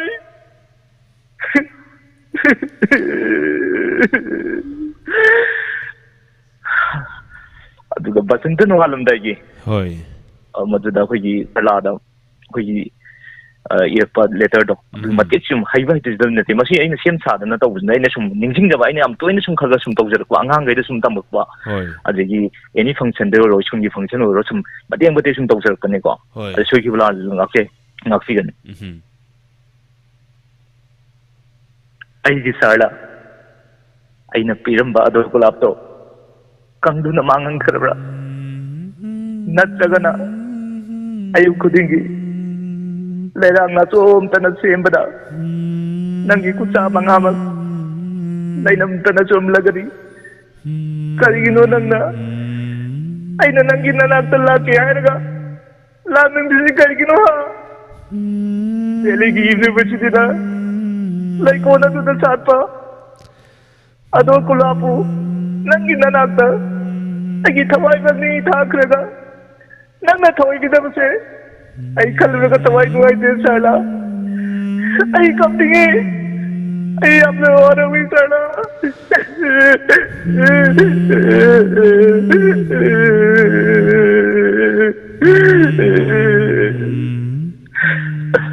Listen jarage.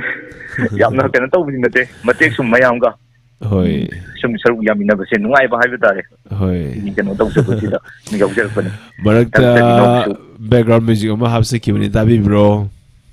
Matek kitang kitang di taza ko. Hoi hoi hoi. Horin chikala mu yeng biro so tabi no muni Hoi khanje. funny no. Wow, taw tay no su. Wow, mai pa ko with you. Tagat chali. Funny.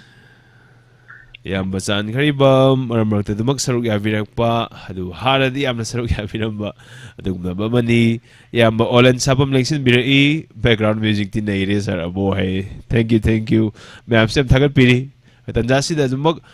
me am ni thamoi da su dru nei ba dialogue ne ba ko ai gi sarla to matang se adu malang maring se dangak pa se yam na fazaba matang ne aduna ningsing jarak ba haitara ningsing jarak ba degi saruk ya zabani haini ngai da daga chei lebiri bu khodi mak yam daga chei lan silu pa mai election birai thengasu thengna sarang them susila ngasai dagi lebi da ba live chat da di yaw da ba aduga live chat ta sang birak pa sadum yawi yam Shakespeare lebiri nuja leima achomlin thoi khodi mutaram noksei ibem hal ningthauzam iche bila election birai se bila gi dialogue ta ki da ba kuire Premita Waikom Diamond TV Lebiri Mutum Promila Chanu Vision Yankom Bidi Creation Pepe Elang Kabukpi Sardagi Sumating Amadang Tathoksi Ay sumayam ko mani dialogue kumasik kaya haita ba Isa inong say kara haita ba iwan na haita na ito na Ay neta ura ka fazata na bayri lang sa kredi Mayam na daw birak pwede Konzel lang chat pa nito Bayal chat eh hire ka su sak yaw na set pati dihe mong sumuk lang nito na sem daram na oksari joy morang tem susimti oy na adu mo marag tadi adu magkudol tam zabani lebili bu kudi mo haini nga ito na tagachay adu mayam na di isay siya sa dabani adu ga ay namuksay haraga mayam na mo kari haibira ka dabano kananom na ngasay kanbirakkiba ni Mingno kaure ikay na yung duna hayba mali cover ma ay nasaksakiba ni asay magidi oza ramanan na hayba mali sakpikiba ni oza ratan na hayba ko ikay na yung lakbo sakpikiba ni say si mamatim tang words ko tol tamzage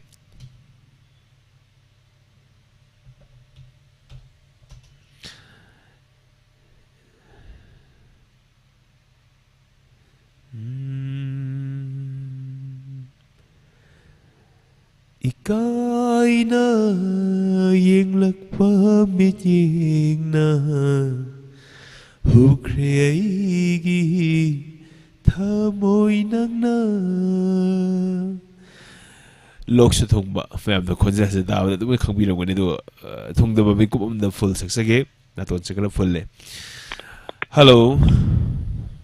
Karino, sar abona ho sobe no mise kolje thangda bana. Sar olen Miss Pusparani, Miss Nirbala ho sobe no mitadnya. Amok tan kit law namda thangi. Rasi di de hawgalak padai ni try to base. Kaya da wara phangre, hudik khasta. Hauzik phangbasidi. Da wara su thangi da ko. Hauzik phangbasidi gari fawbi bage. Haudik phangbasu yam nungai re sarabo. Ado mayam nung tang ming lefam tang hai se. Ay ming asarani konthogam sarabo. Asarani konthogam yam telan hai bani. Telan hai bagi sabu collector pagat mo horai sini. Karamba telan pudun lakpiri. Sar adum macha mari torake han madam ta hairake sar su sar obi bani na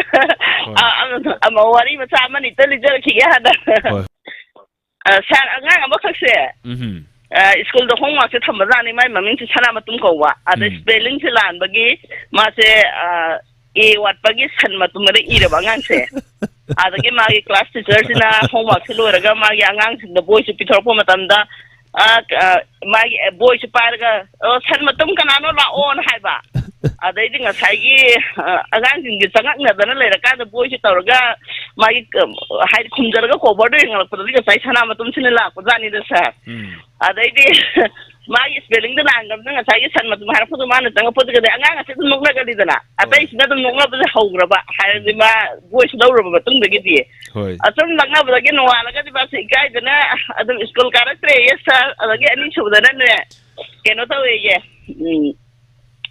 ꯑꯩꯈꯣꯏꯒꯤ ꯑꯃꯈꯛ ꯉꯁꯥꯏꯒꯤ ꯃꯤ ꯃꯃꯤꯡꯁꯦ ꯑꯩꯈꯣꯏꯒꯤ ꯑꯦꯟꯒ M ꯇꯊꯦꯅꯣꯒ ꯃꯣꯒ ꯑꯅꯤꯁꯦ ꯑꯗꯨꯝ ꯍꯥꯏꯐꯦꯠ ꯃꯥꯟꯅꯒ ꯗꯤꯐ꯭ꯔꯦꯟꯁꯁꯦ ꯂꯩꯗꯅꯀꯣ ꯑꯗꯩꯗꯨꯒ ꯃꯥꯏ ꯃꯃꯤꯡꯁꯤꯅ ꯅꯤꯃꯥꯏ ꯃꯆꯥ ꯀꯧꯕ ꯑꯗ ꯉꯁꯥꯏꯒꯤ ꯅꯅ ꯇꯟꯊꯦꯅꯅ ꯍꯧꯒꯗꯧꯁꯤꯒ ꯑꯦꯝ ꯃꯁꯤꯅ ꯍꯧꯔꯒ ꯃꯥꯏ ꯁ꯭ꯄꯦꯂꯤꯡꯁꯤ ꯏꯔꯛꯄ ꯃꯤꯅꯥꯏ ꯃꯆꯥꯅ ꯑꯗꯩꯗꯤ ꯕꯥꯔꯇꯣꯟ ꯏꯟꯚꯥꯏꯠ ꯂꯥꯛꯄꯅꯦꯕ ꯏꯟꯚꯥꯏꯠꯇꯣ ꯀꯦꯟꯁꯦꯜ ꯆꯠꯈ꯭ꯔꯦꯌꯦ ꯑꯗꯨꯝ ꯁꯥꯔ ꯋꯥꯔꯤ ꯃꯇꯦꯛꯁꯤ ꯂꯤꯔꯦ ꯑꯗꯨꯒ ꯍꯧꯔꯛꯑꯒꯦ ꯁꯥꯔ ꯍꯣꯏ ꯍꯧꯕꯤꯔꯁꯤ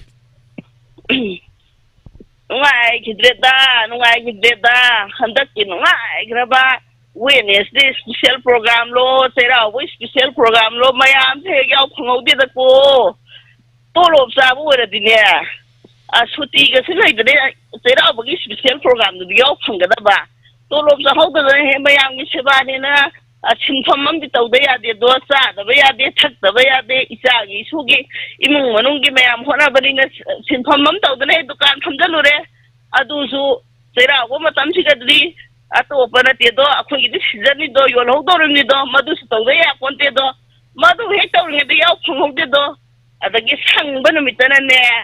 ꯀꯩꯗꯧꯔꯤ ꯏꯁꯩ ꯁꯛꯅꯁꯤꯒꯦꯅ ꯍꯦꯛ ꯑꯣꯏꯕ ꯏꯁꯩ ꯁꯛꯅꯁꯤꯗꯨꯗꯤ ꯁꯛꯄ ꯍꯩꯇꯕꯅꯤꯅ ꯌꯥꯎ ꯐꯪꯗ꯭ꯔꯦꯗꯣ ꯃꯤ ꯈꯔ ꯂꯥꯛꯑꯒ ꯑꯣ ꯏꯅꯦ ꯀꯩꯅꯣꯝꯇ ꯂꯧꯒꯦ ꯀꯔꯤꯅꯣ ꯇꯟꯖꯥꯁꯤꯗ ꯑꯃꯨꯛ ꯂꯧꯅꯤꯡꯉꯤꯁꯤꯅ ꯑꯁꯨꯛ ꯋꯥꯅ ꯀꯣꯜ ꯐꯪꯗꯅ इंटरटेनमेंट टेलेंट अमत उचरगे तौरीङैसिदबु डिस्टर्ब तौरपोनी ओ इने फलाउन तंबिरो यारे यारे यारे मिगोदे लौरो तो आई सोमदा वारी सादौरे एकता डिस्टर्ब का तौरखेनु hello good afternoon sir talent मतें खता उचरगे यानी यानी करी टेलेंट ओरबनो मिंग ले सम ताकपिरो हेलो आइगी मिंग सारानी कौजये अदो ngasigidi mateng khatang sum tawjarage yam sangnadi tawjararoi call thenga phange warau biroi sa thank you sir matang saida loisalage yam thagasari ma'am asarani konthoja live chat duk madik thagat biye mayam sida kari de habininge mayam pram ko sa thagasari mayam so dum try to bija sa ai yam wana try phangune ai dukan adum thamne bako adam mayam naga sum school toina tarpo khotpa haibu dugadi sum akhoi silat na de tawjari ne ba yam wana phange de haidi thangba numi sangdaba numi haibu su lai do ko ado ngasi ju sum yenga nga sai de adum hawbagi namonge pakpi bidi creation ni mathang de sum try ji tarpo dai live chat de sang de rum tajari bane ba lamen ton gi dai ta hawdre ko hoi ado sum tajari bane sa ado live chat de yaw do ngam hawda ba da kaino ikwa sex kaino sex gi magi miss femina gi lakpa kan ga gi bi adum yaw ning na phalaw sangai da mar ta dai ko le sum try to ga phang da ba hoi ada sum mari lai na sum to yenga de dum taw ning sa hoi thank you sir thiba phadaba me maro bi ate thagasari ma'am se dum nungairaga lem nung male khonja se tabdo ko dum hara oraga wangang pai type da mata se adu haige to bani adu nopisa lies na kamena me yaw khibani kra yaw khrabano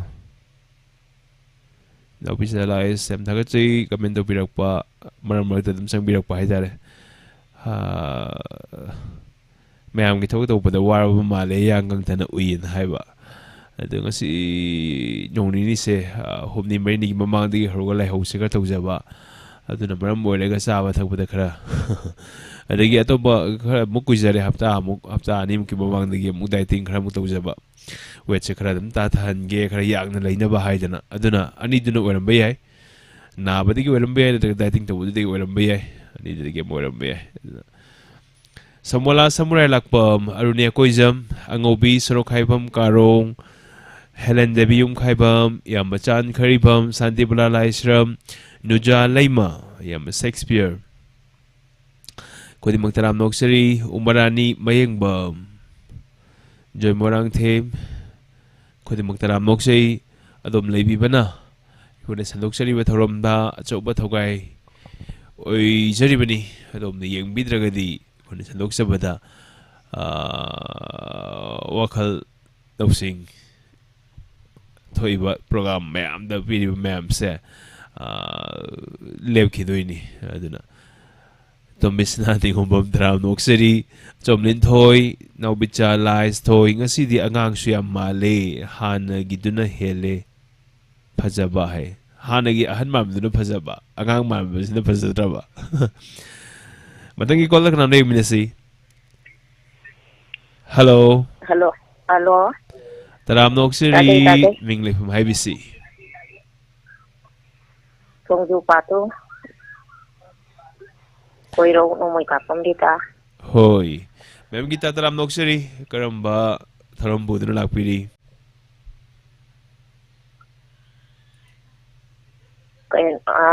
Ay kaya tongtirake ay mangi yam no ay bagi ama monolo oy say yung ay tongtirake. Ako'y nahangay. Oh, so dini nahangay din niya. Oh, Diamond Do radio da phang ta ba to. TV da oy na phang eh. Diamond TV na ama theng na re. Oh, isire ta ako'y di udi eh. Ta su ta di eh. Oh, aduburo suro dini. Ay di yung da sumlay re, imong da sumlay re. Diamond theng na ba dagi nungay man gita na niya. Tumba mo tumdreda. Hana dagi niya TV at yung layram to ice cream yung ba to. Kuzik na amuhin na tumdre mi. Nungay man gita na. Karino hay ba da. Sar kay suloy na ubo pang niya. Miss kay suloy na ubo pang niya. Phone su phang ba ni na. Wari su nungay ba ni na. Isay su taba su sappa su uba loy na pangbar. Nungay re tombi no hoy di. Shanti no hoy di kam daw ri jay. Ako'y khara maraka kunera ka pau pau na se uda bata da banoy ka. Nungay mi na se. Nungmin na se. Kaya da nung siya pasar hoy sing. Oh, no po kasi. Oh, phone phong bagi nung mai da na tauri ni da nung ai man gibera nung si man gida na. Loy sanjare thada chari. Oh, phone phong bagi nungai da na tawjari na hai makha taba dialogue dum malore duga saruk ya viramba yam thagachei ngasi ke methel chabige Ngasi di ate. Soyum thong. Ado Mama thong e kangawam thong. hoi nakanda phone amasu tara taraga call do male ko Ati na taba TV ga mapasa na oh ko tabi mapa ado kitang adigi gap to tara taraga to birak buduna somna la ta zare ba ko da mathanda call hoi mathanda call do birak budadi phone da muk sing khala yeng ba ya bane ba ko aduna isomgi to gada ba dai ro mathang tawraga hoi ado amo mon tara taraga to buduna somna gap masa lei ba haitare aduma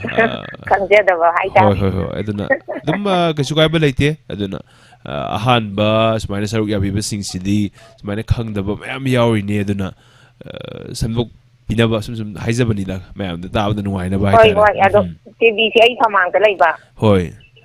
ado ai kitang di thong ku ba lam thok ne ba hoi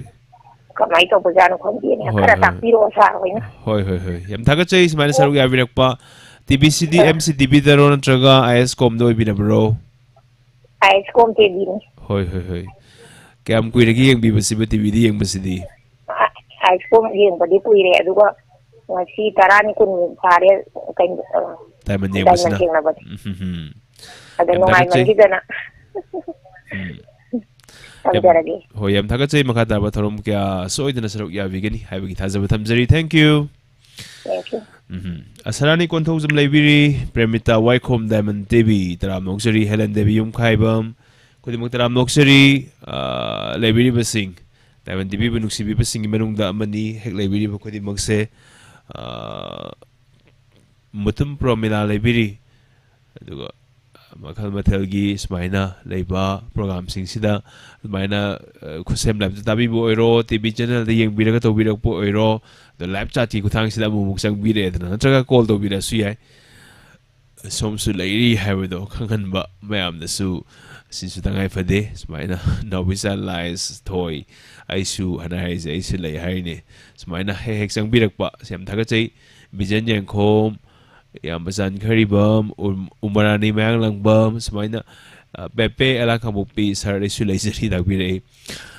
yang toy de saruk ya bibasing haibam sulai re adagi marak ta semaina saruk ya bibo oiro adagi khosem live de dum taba tv de dum yang ba ko su mukta taw triba adagi live chat su mukta yaw driba sem am lei ba aduna adom sulairi haidana nungtigi makna tragasu adomgi asang batanjada sumaina live tawjering matamda amumuk ningsing biba sisu yam tangai fade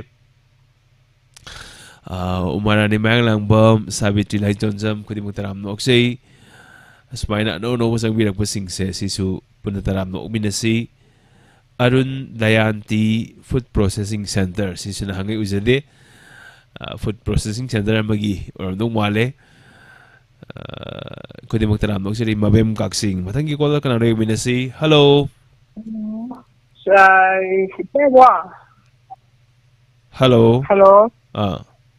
hello taram nokseri mingle from habisi hello tazari diamond tv gi talen han gi tharomni adongi mingle from habisi sanjay mandagi kaisa mandagi bankem mandita Memran sa tataram nokseri ahan bagi konjal ka tana da bamale ko ahan ba ko hoy ay dalo masam pang sanjay hobis ay di asay ko kaya ay ahan ba ni kan sang kena kan bit hoy babi pohang kanano pohang ay jibo kan Baba, thohang wahai. Kanano thohang ay yung sanji. Kanji, hantak sangga iban, hangon. Nataga na, army nga, sarang sa sangi hay yung oijan. Ay tangjong pa rin nga, thong jili pagi. Kanano thohang wahai dibo. Babi, thohang o. Thong kau khay lagi, hang dedi. Lekai. Kurang bercanggih.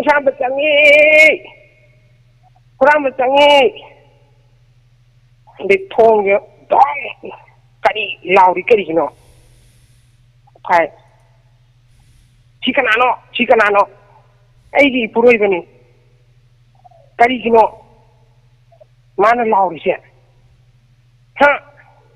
Ngungi maning na tok su. Ay puro ko pubili ka karino ay puro bigi iran karino ay puro ba na da lay ba ni na ko ni karino pubili ba bo mogi ingu check tong ni ambari skopiro kadai no ambari skopiro mo pangkada hay gala yung ngayon lupa sa mo kanay ko du pai di ba karino Nei, nang pije am lam hili ko. Ha, kari gino lam hili de. Busok tiro Ukraino. Ika bolo je rege. Mati kitang khane ai shining bodi me am le ko ngasi na han bani na. So, Tharom saruk ya bi basidi. Tharom saruk ya bi basidi TV da ya bi bro YouTube ti yang biriro ko se hack loi ba tham ki bani tawris. ahan basaruk ya basu ere de thorom gi masasi dum khangba khara watpa gi ni mayam na la na khan bi de na basu haijari adum su ahan ba caller oiben numit ahan ba sei sakhi ben numit dialogue to gi ben numit ta khara nervous soidna sapiram gani hauji te sum pharak poi wane ba ko isai sakpasu haite dialogue to busu haite adugi phone tawrti ni dance to bidi hai phone tawraga dance oina to batare da boy oi video call gi ko thang da sumai ni yeng batare dadi Thangjam Nirupama Thagachari Handy Laiseram Thangjam Nirupama Hoi say sakpuso haitaba dialogue to was haitaba haibasisu rubamani the dialogue city say mag haitragasuko dialogue city at mapaba ma draga saying where is yay siguma sing si kudol tamba haitare si se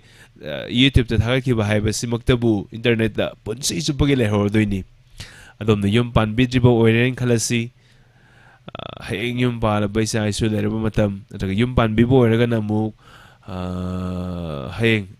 lehori baisa isugi matam sida punna yengminaba matam sida su chahi adugi 2023 gi tang 13 ki tha mari april tha gi tang 13 sida ista telen ma tawkhibani ibok na smai tawkhibani su sa yengu natraga imana smai tawkhibani ni yengu haikanda adugi nungsiba se lupa crore kya da leiba ngamdaba nungsiba masoidana fawganeba adugi Kana bamusu leire dagi isagi talent isagi haijaba mimang thokpa sigi pakhattaba ki danabagi pambe masum oire smaina mathangi kolak na noy minase hello Sarbo yes na nan chongdagi kai kunozari Naurem thongdagi haibago hoi mingse muka haibisi yes na Naurem thongdagi yes na call karak tobi khage mamangda aise khara yam latna taw yam taw dira ai yam kana thena driba male bako hoi thena ji sa thena ji yam dram noksari hoi dram noksari karam ba tharom puduna lakpiri ngasi talan hansida harwai kise kagi yum pan ga ba mawamna mapam da lakbada walam ba khara da mongonda phawa nuai tawda di matang da tang mal wan su tau da ke lai sap ta le di ma ya na chor sa na si gani ai hau da ke da ba hobisi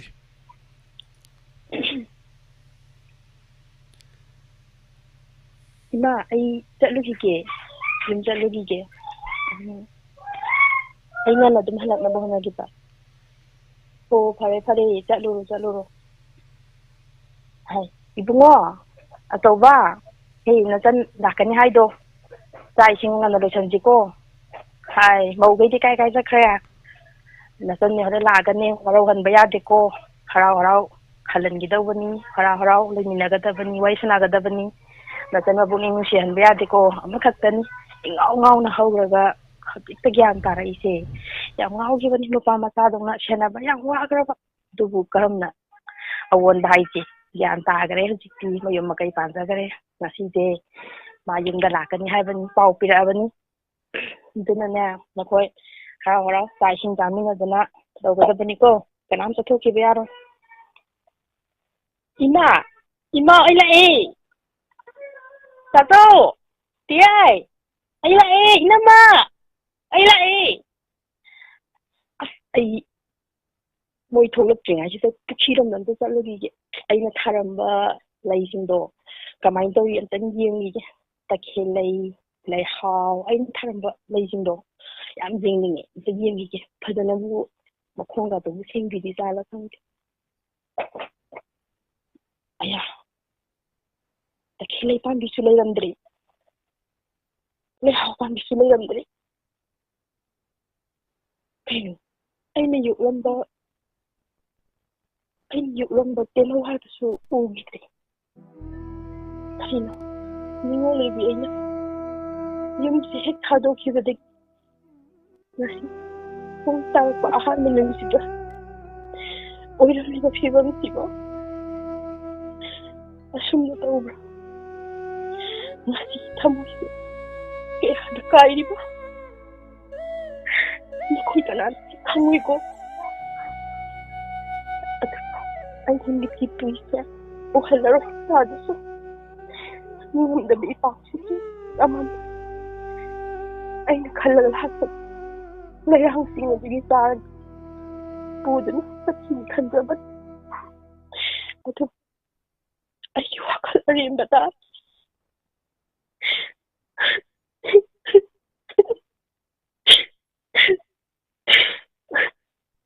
ha ibe ma yung abo isa yung kay kangaw dari ꯂꯩ ꯅꯔꯝꯕꯁꯦ ꯂꯥꯛꯑꯣꯅꯦꯍꯦ ꯅꯆꯟꯁꯦ ꯂꯧꯁꯤꯟꯕꯤꯔꯣ ꯂꯥꯛꯑꯣ ꯀꯩꯅꯣ ꯄꯨꯈ꯭ꯔꯤ ꯃꯄꯥꯟꯂꯣꯝꯗ ꯃꯥꯗꯤ ꯑꯗꯨꯝ ꯆꯨꯝꯗ꯭ꯔꯤꯡ ꯂꯩꯔꯝꯃꯤ ꯀꯩꯅꯣ ꯇꯧꯔꯤꯁꯤꯕꯣ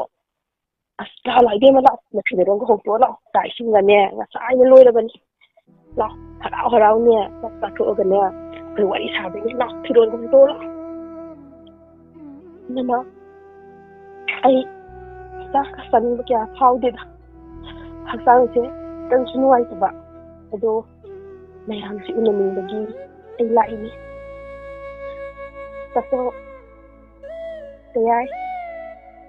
ꯅꯈꯣꯏꯗꯤ ꯑꯅꯥ ꯑꯌꯦꯛ ꯌꯥꯎꯗꯅ ꯅꯨꯡꯉꯥꯏꯅ ꯂꯩꯕ ꯑꯣꯏꯌꯨꯀꯣ ꯅꯤꯡꯉꯣꯜ ꯑꯣꯏꯒꯩ ꯌꯨꯝꯁꯤ ꯊꯥꯗꯣꯛꯈ꯭ꯔꯦ ꯑꯗꯨ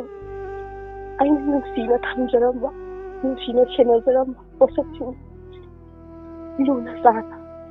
ꯊꯝꯕꯤꯔꯝꯒꯗ꯭ꯔꯥ ꯈꯟꯖꯔꯨꯕꯗꯤ ꯅꯠꯇꯅ ꯃꯇꯝꯒꯤ ꯑꯍꯨꯝ ꯋꯥꯔꯧꯕꯗꯤ ꯂꯩꯇꯦ ꯏꯃꯥ ꯇꯧ ꯌꯥꯏ ꯏꯃꯥ ꯑꯩ ꯉꯁꯤꯗꯤ ꯍꯟꯈ꯭ꯔꯒꯦ ꯅꯣꯡꯃ ꯑꯃꯨꯛ ꯂꯥꯛꯄꯗ ꯑꯩꯒꯤ ꯂꯩꯔꯥꯡ ꯑꯗꯨꯃꯛ ꯊꯝꯕ ꯉꯝꯕ ꯑꯣꯏꯕꯤꯔꯣ ꯇꯈꯦꯜꯂꯩꯗ ꯂꯩ ꯀꯌꯥ ꯄꯥꯝꯅ ꯊꯥꯖꯔꯝꯕ ꯄꯥꯝꯅ ꯊꯥꯖꯔꯝꯕꯅꯤ ꯂꯩꯍꯧ ꯄꯥꯝꯃꯤ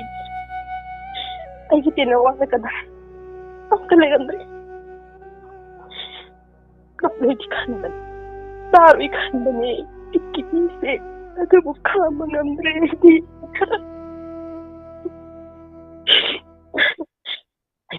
이비마, 난 아두기 깨도 와노, 나하네, 우리 방 행동보다네, 소이더라,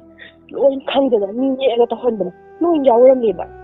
아코이는 또 원나 트리보고, 제선기 때 켈레이도, 사드니, 아코이는 파자나 타람드니, 내 하옵자주 레이루드니도, 나서나, 아도 이전 카페라겠고, 이전기 때는 와서냐, 납자나 이는 만나봐 레이드니, 제 카페는 이전 카페 라세라, 깨기노네, 이전 갑자기가 가서 저서 거기서 이제 좀 하리야래 짝짝이 진짜 땡큐 사보 랩스타 레이버싱시 비데 오로로 신나할래 소수 ngaktan kapiba malebo 사보이스 비다이 hoy matang sibu dum isana sagatcha boy deira na jaga yaukiba film leibra film suwari amda nate ai ingoi so kudak bai sagatara kudi ngatang gini ko yam phaje ngatang sida radio gi drama amagi fil tawbirambe yam thaga chei aduga lapja ta thagat piriba mayam se sida kari wahai thambiningi mayam na nusibi bain haijage aidi hana suma talent si kya yaudagi buju oide aduga practice tawbusu leijade ngatang sagatara ai wakhalda phawjabado ado aina sum mayam da phungdokjabani yamna di leibo ko ai talent se ai phungdok se ngamjadaba adu ngasidi khara chikpa khoyugni ko khara chikpa si achik pai tan sa de lauraga enjoy tawjariba hoi haibiribasi hairibasi masini ato basina taba talent su mayam leijari adubu mi mayam leiragadi masi su hekta tawbo yawa thaba manate banatra kiring ede mi yengjalakpa kainomba dialogue tawringe sei sei ede mi yengjalakpa je sisu tang pharagda posa mane du ngasi si kitang sikpa ne sida dum tawbirakpani aduga samaina yam toy su tawdaba de dialogue su yam isana sagatchaba mu o yam thagachei samaina saruk yabirakpase ko thagachari aduga prepare tawdabida hojikta khutakta sembani haibase masida isida kharaga muk honaramadi kari oini sini mayamna khalamdoise ko yam thagachei adugi matik tara leiba singi manungna amani yam thagachari thank you sir thank you theng amasu theng na chite konthojam nation bira I halandebi yum khaibam sana thoi longjam madam bromila yam kapire mesi hapsa sida hello good evening dabo good evening taram noksari mingle from habisi dabo call to jere bai sina mamang lekai de singkai moirang sinam mamang lekai de singkai moirang taram noksari diamond tv gi sanok sabat thorom kya da saruk toini yabi besingi menungda inausu amani ngasi di karam thorom puruga lakpiri aise makhon sa khonjen saraga toroke jeni gi na khara ingonda nungju ngai ba de me hon chuma le habi ba dumai tawe ko jeni khurai gi hoi amma toroke ꯍꯣꯏ ꯍꯧꯕꯤꯗ꯭ꯔꯤꯉꯩꯗ ꯇꯥꯕꯤꯔꯤꯕ ꯈꯨꯗꯤꯡꯃꯛꯅ ꯇꯥꯕꯤꯔꯤꯕ ꯈꯨꯗꯤꯡꯃꯛꯇ ꯅꯤꯡꯁꯤꯡꯖꯕꯗꯤ ꯁꯨꯃꯥꯏꯅ ꯃꯤꯃꯤꯀ꯭ꯔꯤ ꯇꯧꯕꯁꯦ ꯇꯧꯒꯗꯧꯔꯤꯕ artist ꯑꯗꯨꯕꯨ ꯍꯟꯊꯅ ꯌꯦꯡꯖꯕ ꯅꯠꯇꯦ ꯃꯍꯥꯛꯄꯨ ꯅꯨꯡꯉꯥꯏꯕꯗꯒꯤ ꯃꯍꯥꯛꯀꯤ ꯗꯥꯏꯂꯣꯛ ꯅꯨꯡꯉꯥꯏꯕꯗꯒꯤ ꯃꯍꯥꯛꯀꯤ ꯑꯦꯛꯇꯤꯡꯗ ꯅꯨꯡꯉꯥꯏꯕꯗꯒꯤ ꯃꯇꯧ ꯇꯝꯖꯕꯅꯤ ꯍꯥꯏꯗꯅ ꯃꯌꯥꯝꯗ ꯊꯝꯖꯒꯦ ꯍꯧꯕꯤꯁꯤ ꯌꯥꯔꯦ ꯅꯪꯁꯨ ꯃꯔꯨꯇꯨꯗꯤ ꯊꯝꯃꯣꯇꯅ ꯃꯔꯨꯇꯨ ꯄꯪꯋꯥ ꯆꯥꯏꯗꯕꯨ ꯀꯔꯤꯅꯣ ꯑꯩꯈꯣꯏꯁꯨ ꯍꯨꯏ ꯑꯆꯧ ꯑꯆꯧꯕ ꯂꯩꯌꯦ ꯃꯁꯤꯡꯁꯤꯗꯤꯅꯦ ꯅꯣꯏꯅ ꯈꯨꯅꯦ ꯆꯥꯎꯔꯁꯤꯒꯅꯦ ꯄꯪꯉꯤꯁꯤꯒꯅꯦ ꯃꯁꯛ ꯑꯣꯛꯇ ꯑꯣꯏꯗꯤ ꯑꯩꯁꯦ ꯌꯧꯔꯛꯇꯕꯅꯦ ꯁꯝꯅꯥꯇ ꯂꯛꯊꯛꯀ ꯌꯥꯟꯇꯅꯅꯦ ꯂꯣꯏꯔꯛꯇꯕꯅꯦ ꯃꯁꯤ ꯆꯥꯎꯄꯪꯁꯤꯗꯤ ꯊꯝꯃꯣ ꯌꯥꯔꯦ ꯃꯔꯨꯇꯨꯁꯨ ꯑꯩꯈꯣꯏꯁꯨ ꯍꯨꯏ ꯑꯆꯧ ꯑꯆꯧꯕ ꯂꯩꯌꯦ ꯍꯨꯏꯇꯨꯒꯤ ꯄꯤꯖꯅꯕ ꯊꯝꯃꯣ ꯌꯥꯔꯦ ꯗꯥꯕꯣꯏ ꯁꯤ ꯂꯣꯏꯁꯤꯜꯂꯒꯦ ꯑꯗꯨꯒ ꯑꯩꯅ ꯖꯦꯅꯤꯒꯤ ꯁꯥꯒꯠꯂꯒ ꯑꯩꯁꯨ ꯁꯨꯝ ꯑꯩꯁꯦ ꯌꯦꯡꯒꯣꯟꯗꯩ ꯊꯣꯛꯂꯛꯑꯦꯕꯀꯣ ꯑꯗꯨ ꯂꯥꯛꯄꯁꯦ ꯑꯁ ꯑꯩꯁꯦ ꯀꯃꯥꯏ ꯇꯧꯁꯤꯒꯦꯅ ꯁꯨꯝ ꯈꯔ ꯂꯥꯛꯄꯗ ꯌꯥꯝ ꯅꯣꯛꯅꯤꯡꯒꯗꯕ ꯌꯥꯝ ꯏꯟꯇꯔꯦꯁ ꯑꯣꯏꯒꯗꯕ ꯑꯝꯇꯁꯨ ꯇꯧꯗ꯭ꯔꯤꯕ ꯐꯤꯂꯝꯗꯁꯨ ꯌꯥꯎꯗ꯭ꯔꯤꯕ ꯑꯃ ꯑꯩꯅ ꯁꯥꯒꯠꯂꯒ ꯇꯧꯔꯛꯀꯦ ꯄꯨꯂꯤꯁꯅ ꯖꯦꯅꯤꯁꯦ ꯍꯦꯜꯃꯦꯠꯁꯨ ꯌꯥꯎꯗ꯭ꯔꯕ ꯑꯗꯒꯤ ꯑꯝꯇ ꯆꯦ ꯆꯥꯡꯁꯦ ꯁꯨꯔꯛꯇꯕꯒꯤꯅꯦꯕꯀꯣ ꯗ꯭राꯏꯚꯤꯡ ꯂꯥꯏꯁꯦꯟꯁ ꯒꯥꯔꯤꯒꯤꯁꯦ ꯌꯥꯎꯔꯛꯇ꯭ꯔꯕꯀꯣ ꯍꯣꯏ ꯌꯥꯎꯔꯛꯇꯕꯒꯤ ꯆꯦꯛ ꯇꯧꯕꯒꯤ ꯃꯇꯥꯡ ꯍꯧꯕꯤꯁꯤ खामे हो कराई देना गाड़ी के पुत्रो सारा है ना सकतो का करी ना स्टिल लाई खुंपी माल तना नंग ऐसा कना न खंग तरो हाँ ओए ले नंग सा खंग है ने गाड़ी के पुत्रो है ने पुत्रो मसक से खंता लगता से खाती मसक से करी न मत इस्पो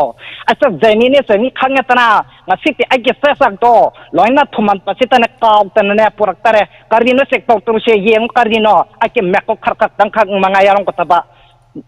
अदु यावगदि नंग फा तारेदना सर है नसक्तुका आई फापा काइना होइने फारो ने से फारो अतो नंगना का फापक यारो खंगे तना नुपी पुलिस न फापा यारोय नुपा पुलिस न फापा यारोय ट्रांसजेंडर पुलिस तौरगा फाक स खंगे तना मणिपुर से ट्रांसजेंडर पुलिस लय प्रो और पर मसक्ति तिलाई खंबे मालतना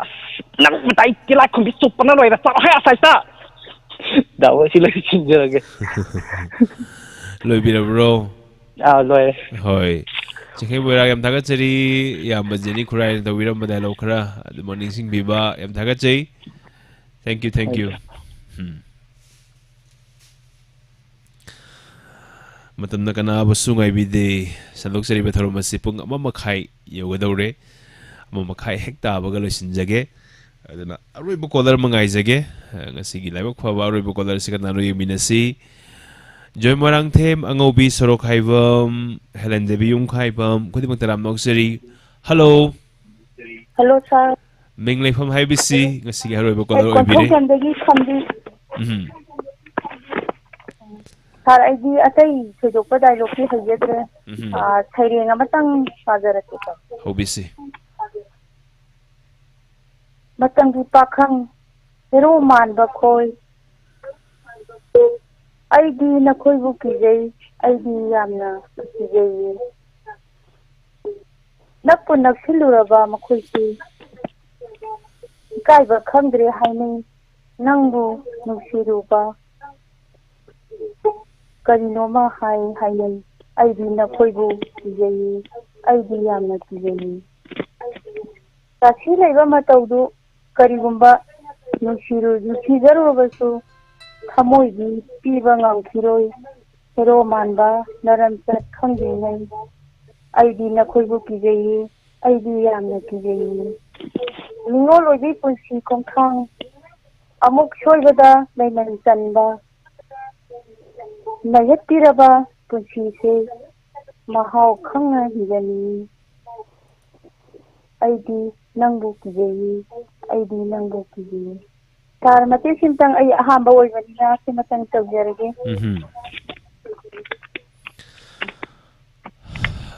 Yam thagachari saruk yabiramba ngasi aureba caller soibire somna haini ngai dena thagachari saruk yabiramba. Thank you. Matamse sum hokibana ahamada misi amamde call sulalami aduga loiram dai timing sini call yam kanna Gaina Kumatamse, Sigi Matamse, Loiba, Aduna. I quite Tromsi, internet, Maram Olega, Hecting the Bakang, Padamok Yawi, the Mopu, Yarimakaidi, ꯀꯥꯏꯍꯟꯖꯗꯅꯕ ꯍꯣꯠꯅꯖꯒꯦ ꯃꯈꯥ ꯇꯥꯔꯛꯄ ꯊꯧꯔꯝ ꯀꯌꯥꯗ ꯑꯗꯨꯒ ꯑꯩꯈꯣꯏꯒꯤ daily ꯅꯠꯇ꯭ꯔꯒ weekly ꯔꯨꯇꯤꯟꯁꯦ ꯑꯃꯇꯪ ꯆꯤꯟꯐꯥ ꯄꯨꯊꯣꯛꯄꯤꯔꯒ ꯉꯁꯤꯅ ꯇꯦꯂꯦꯟ ꯍꯟꯅꯤ ꯍꯌꯦꯡꯅꯤ ꯏꯁꯩ ꯁꯛꯅꯁꯤꯅꯤ ꯋꯦꯅꯁꯗꯦꯅꯤ ꯁ꯭ꯄꯦꯁꯦꯜꯅꯤ ꯁꯨꯃꯥꯏꯅ ꯁꯟꯗꯦ ꯁ꯭ꯄꯦꯁꯦꯜ ꯁꯦꯇꯔꯗꯦ ꯁ꯭ꯄꯦꯁꯦꯜ ꯁꯨꯃꯥꯏꯅ ꯆꯤꯟꯐꯥ ꯑꯃꯇꯪ ꯄꯨꯊꯣꯛꯄꯤꯔꯒ ꯅꯨꯃꯤꯗꯥꯡꯒꯤꯁꯨ ꯑꯌꯨꯛꯀꯤꯁꯨ ꯅꯨꯡꯊꯤꯜꯒꯤꯁꯨ ꯀꯣ ꯁꯨꯃꯥꯏꯅ ꯁꯔꯨꯛ ꯌꯥꯕꯤꯌꯨ ꯍꯦꯛ ꯍꯧꯕꯒ ꯃꯤꯁꯤ ꯌꯥꯝꯗꯕ ꯑꯗꯨ ꯉꯥꯏꯍꯥꯛ ꯂꯩꯔꯒ ꯃꯌꯥꯝ ꯌꯥꯝꯕ ꯑꯁꯤꯁꯨ ꯑꯃꯅꯤ ꯌꯥꯝ ꯇꯣꯏꯅ ꯇꯧꯕꯤ ꯑꯗꯨꯒ ꯅꯣꯇꯤꯐꯤꯀꯦꯁꯟ ꯌꯨꯇ꯭ꯌꯨꯕꯀꯤ ꯅꯣꯇꯤꯐꯤꯀꯦꯁꯟ ꯂꯥꯛꯇꯕꯁꯦ ꯁꯨꯃꯥꯏꯅ ꯇꯧꯕꯤꯔꯣ ꯃꯌꯥꯝ ꯂꯩꯕꯤꯔꯤꯕꯁꯤꯡꯗ ꯄꯨꯛꯅꯤꯡ ꯂꯧꯁꯤꯡ ꯑꯣꯏꯅꯕ ꯑꯝꯇꯪ ꯍꯥꯏꯖꯒꯦ ꯑꯗꯣꯝꯅ ꯁꯕꯁꯀ꯭ꯔꯥꯏꯕ ꯇꯧꯔꯤꯕ ꯑꯩꯈꯣꯏꯒꯤ ꯀꯩꯅꯣꯁꯦ ꯌꯨꯇ꯭ꯌꯨꯕ ꯆꯦꯅꯦꯜꯁꯦ ꯑꯃꯨꯛꯇꯪ ꯑꯟꯁꯕꯁꯀ꯭ꯔꯥꯏꯕ ꯇꯧꯕꯤꯔꯣ ꯑꯗꯨꯒ ꯑꯃꯨꯛ ꯍꯟꯅ ꯁꯕꯁꯀ꯭ꯔꯥꯏꯕ ꯇꯧꯕꯤꯔꯣ ꯑꯗꯨꯒ ꯅꯣꯇꯤꯐꯤꯀꯦꯁꯟ ꯕꯦꯜꯗꯨꯁꯨ ꯑꯣꯜ ꯄꯔꯁꯣꯅꯦꯂꯥꯏꯁ ꯀꯥꯏꯅ ꯊꯣꯛꯄꯅꯦ ꯑꯗꯨꯗꯁꯨ ꯑꯣꯜꯗꯣ ꯑꯃꯨꯛꯀ ꯃꯦꯠꯄꯤꯔꯣ ꯁꯨꯃꯥꯏꯅ ꯇꯧꯔꯒꯗꯤ ꯅꯣꯇꯤꯐꯤꯀꯦꯁꯟ ꯂꯥꯛꯇꯕ ꯌꯥꯎꯔꯒꯗꯤ ꯍꯥꯟꯅ ꯂꯥꯛꯄꯁꯤꯡꯒꯤꯗꯤ ꯀꯩꯁꯨ ꯀꯥꯏꯕ ꯂꯩꯇꯦ ꯅꯣꯇꯤꯐꯤꯀꯦꯁꯟ ꯂꯥꯛꯇꯦ ꯆꯪꯉꯨꯔꯀꯥꯟꯗ ꯊꯣꯛꯂꯛꯄꯅꯤ ꯍꯥꯏꯕꯗꯣ ꯑꯗꯨ ꯍꯥꯏꯕꯤꯕꯁꯤꯡꯅ ꯑꯃꯨꯛꯇꯪ ꯑꯟꯁꯕꯁꯀ꯭ꯔꯥꯏꯕ ꯇꯧꯕꯤꯔꯣ ꯑꯗꯨꯒ ꯁꯕꯁꯀ꯭ꯔꯥꯏꯕ ꯑꯃꯨꯛ ꯇꯧꯕꯤꯔꯣ ꯑꯗꯨꯒ ꯅꯣꯇꯤꯐꯤꯀꯦꯁꯟ ꯕꯦꯜꯗꯣ ꯑꯃꯨꯛꯀ ꯍꯟꯅ ꯑꯣꯟ ꯇꯧꯕꯤꯌꯨ ꯑꯗꯨꯒ ꯁꯣꯏꯗꯅ ꯅꯣꯇꯤꯐꯤꯀꯦꯁꯟ ꯂꯥꯛꯀꯅꯤ ꯍꯥꯏꯕꯒꯤ ꯊꯥꯖꯕ ꯊꯝꯖꯩ ꯑꯗꯨꯒ ꯌꯨꯇ꯭ꯌꯨꯕꯁꯤ ꯁꯨꯝ ꯄꯥꯏꯔꯒ ꯀꯩꯅꯣ ꯑꯞꯗꯦꯠ ꯇꯧꯗꯕꯁꯦ ꯃꯁꯤ ꯇꯧꯕꯅꯤ ꯃꯁꯤꯃ ꯃꯌꯥꯝꯗ ꯍꯥꯏꯖꯔꯤ ꯑꯗꯨꯒ ꯉꯁꯤꯒꯤ ꯊꯧꯔꯝꯕꯨ ꯀꯣꯜ ꯇꯧꯕꯤꯔꯛꯇꯨꯅ ꯁꯔꯨꯛ ꯌꯥꯕꯤꯈꯤꯕꯁꯤꯡ ꯍꯥꯏꯅꯤꯡꯉꯥꯏ ꯂꯩꯇꯅ ꯊꯥꯒꯠꯆꯩ ꯃꯈꯥ ꯇꯥꯔꯛꯄ ꯊꯧꯔꯝ ꯀꯌꯥꯗꯁꯨ ꯁꯣꯏꯗꯅ ꯁꯔꯨꯛ ꯌꯥꯕꯤꯌꯨ ꯉꯁꯤꯒꯤꯗꯃꯛꯇꯗꯤ ꯃꯌꯥꯝ ꯄꯨꯝꯅꯃꯛꯄꯨ ꯑꯗꯣꯝꯒꯤ ꯍꯣꯁ ꯑꯕꯣꯅꯤꯉꯣꯝꯕꯝꯅ ꯏꯀꯣꯛꯅꯣꯅ ꯈꯨꯔꯨꯝꯖꯔꯤ ꯃꯌꯥꯝꯗꯒꯤ ꯀꯥꯏꯅꯅꯕ ꯌꯥꯊꯪ ꯅꯤꯖꯔꯤ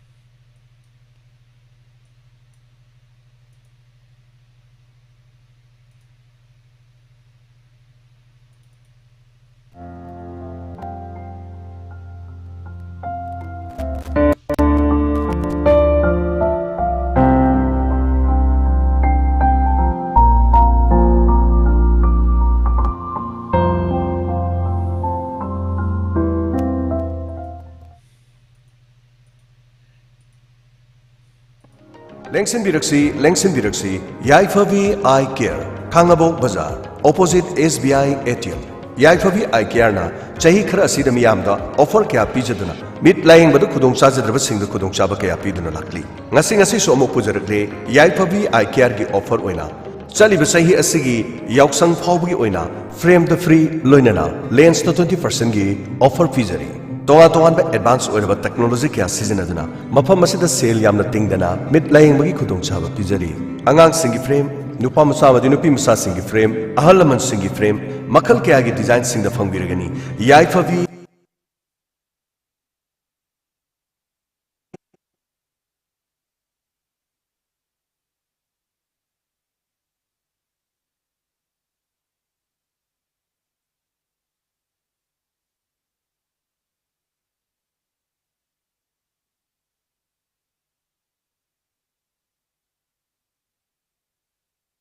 Eye Care Kangabo Bazaar Opposite SBI ATM Yaifavi Eye Care na Chahi Khara Asida Miyamda Offer Kaya Pijaduna Mid Lying Badu Kudong Chajadraba Singh Kudong Chaba Kaya Piduna Lakli Ngasi So Amok Pujarakle Yaifavi Eye Care Gi Offer Oina Chaliba Sahi Asigi Yauksang Phawgi Oina Frame the Free Loinana Lens to 20% Gi Offer Pijari Tonga advance over technology kya sizinaduna mafam asida sale yamna tingdana mid laying bagi khudong chaba pijari angang singi frame nupa masa amadi nupi masa singi frame ahal laman singi frame makal kya gi design sing da fangbiragani Yaifavi Eye Care Kangabo Bazaar Opposite SBI ATM ngasi maleng simbiro yauksang komayu oina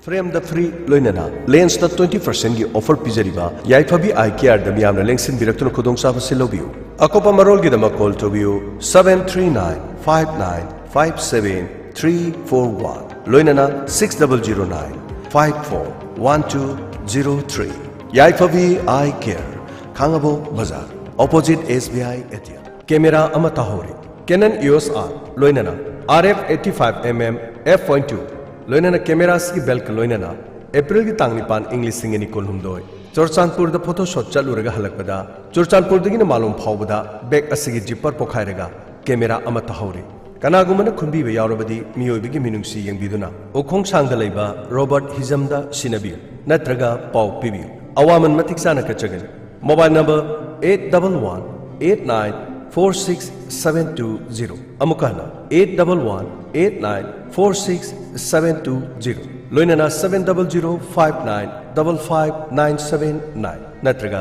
diamond TV की number the pav पीबियो अदोंगी अवामन सोयदन कचगनी पुक्सेल चावरब लमदम सिगी कनागुंबा इचल निनाउसिन खुंजन बिरबदी सोयदनमकी मपुदा सिनबियो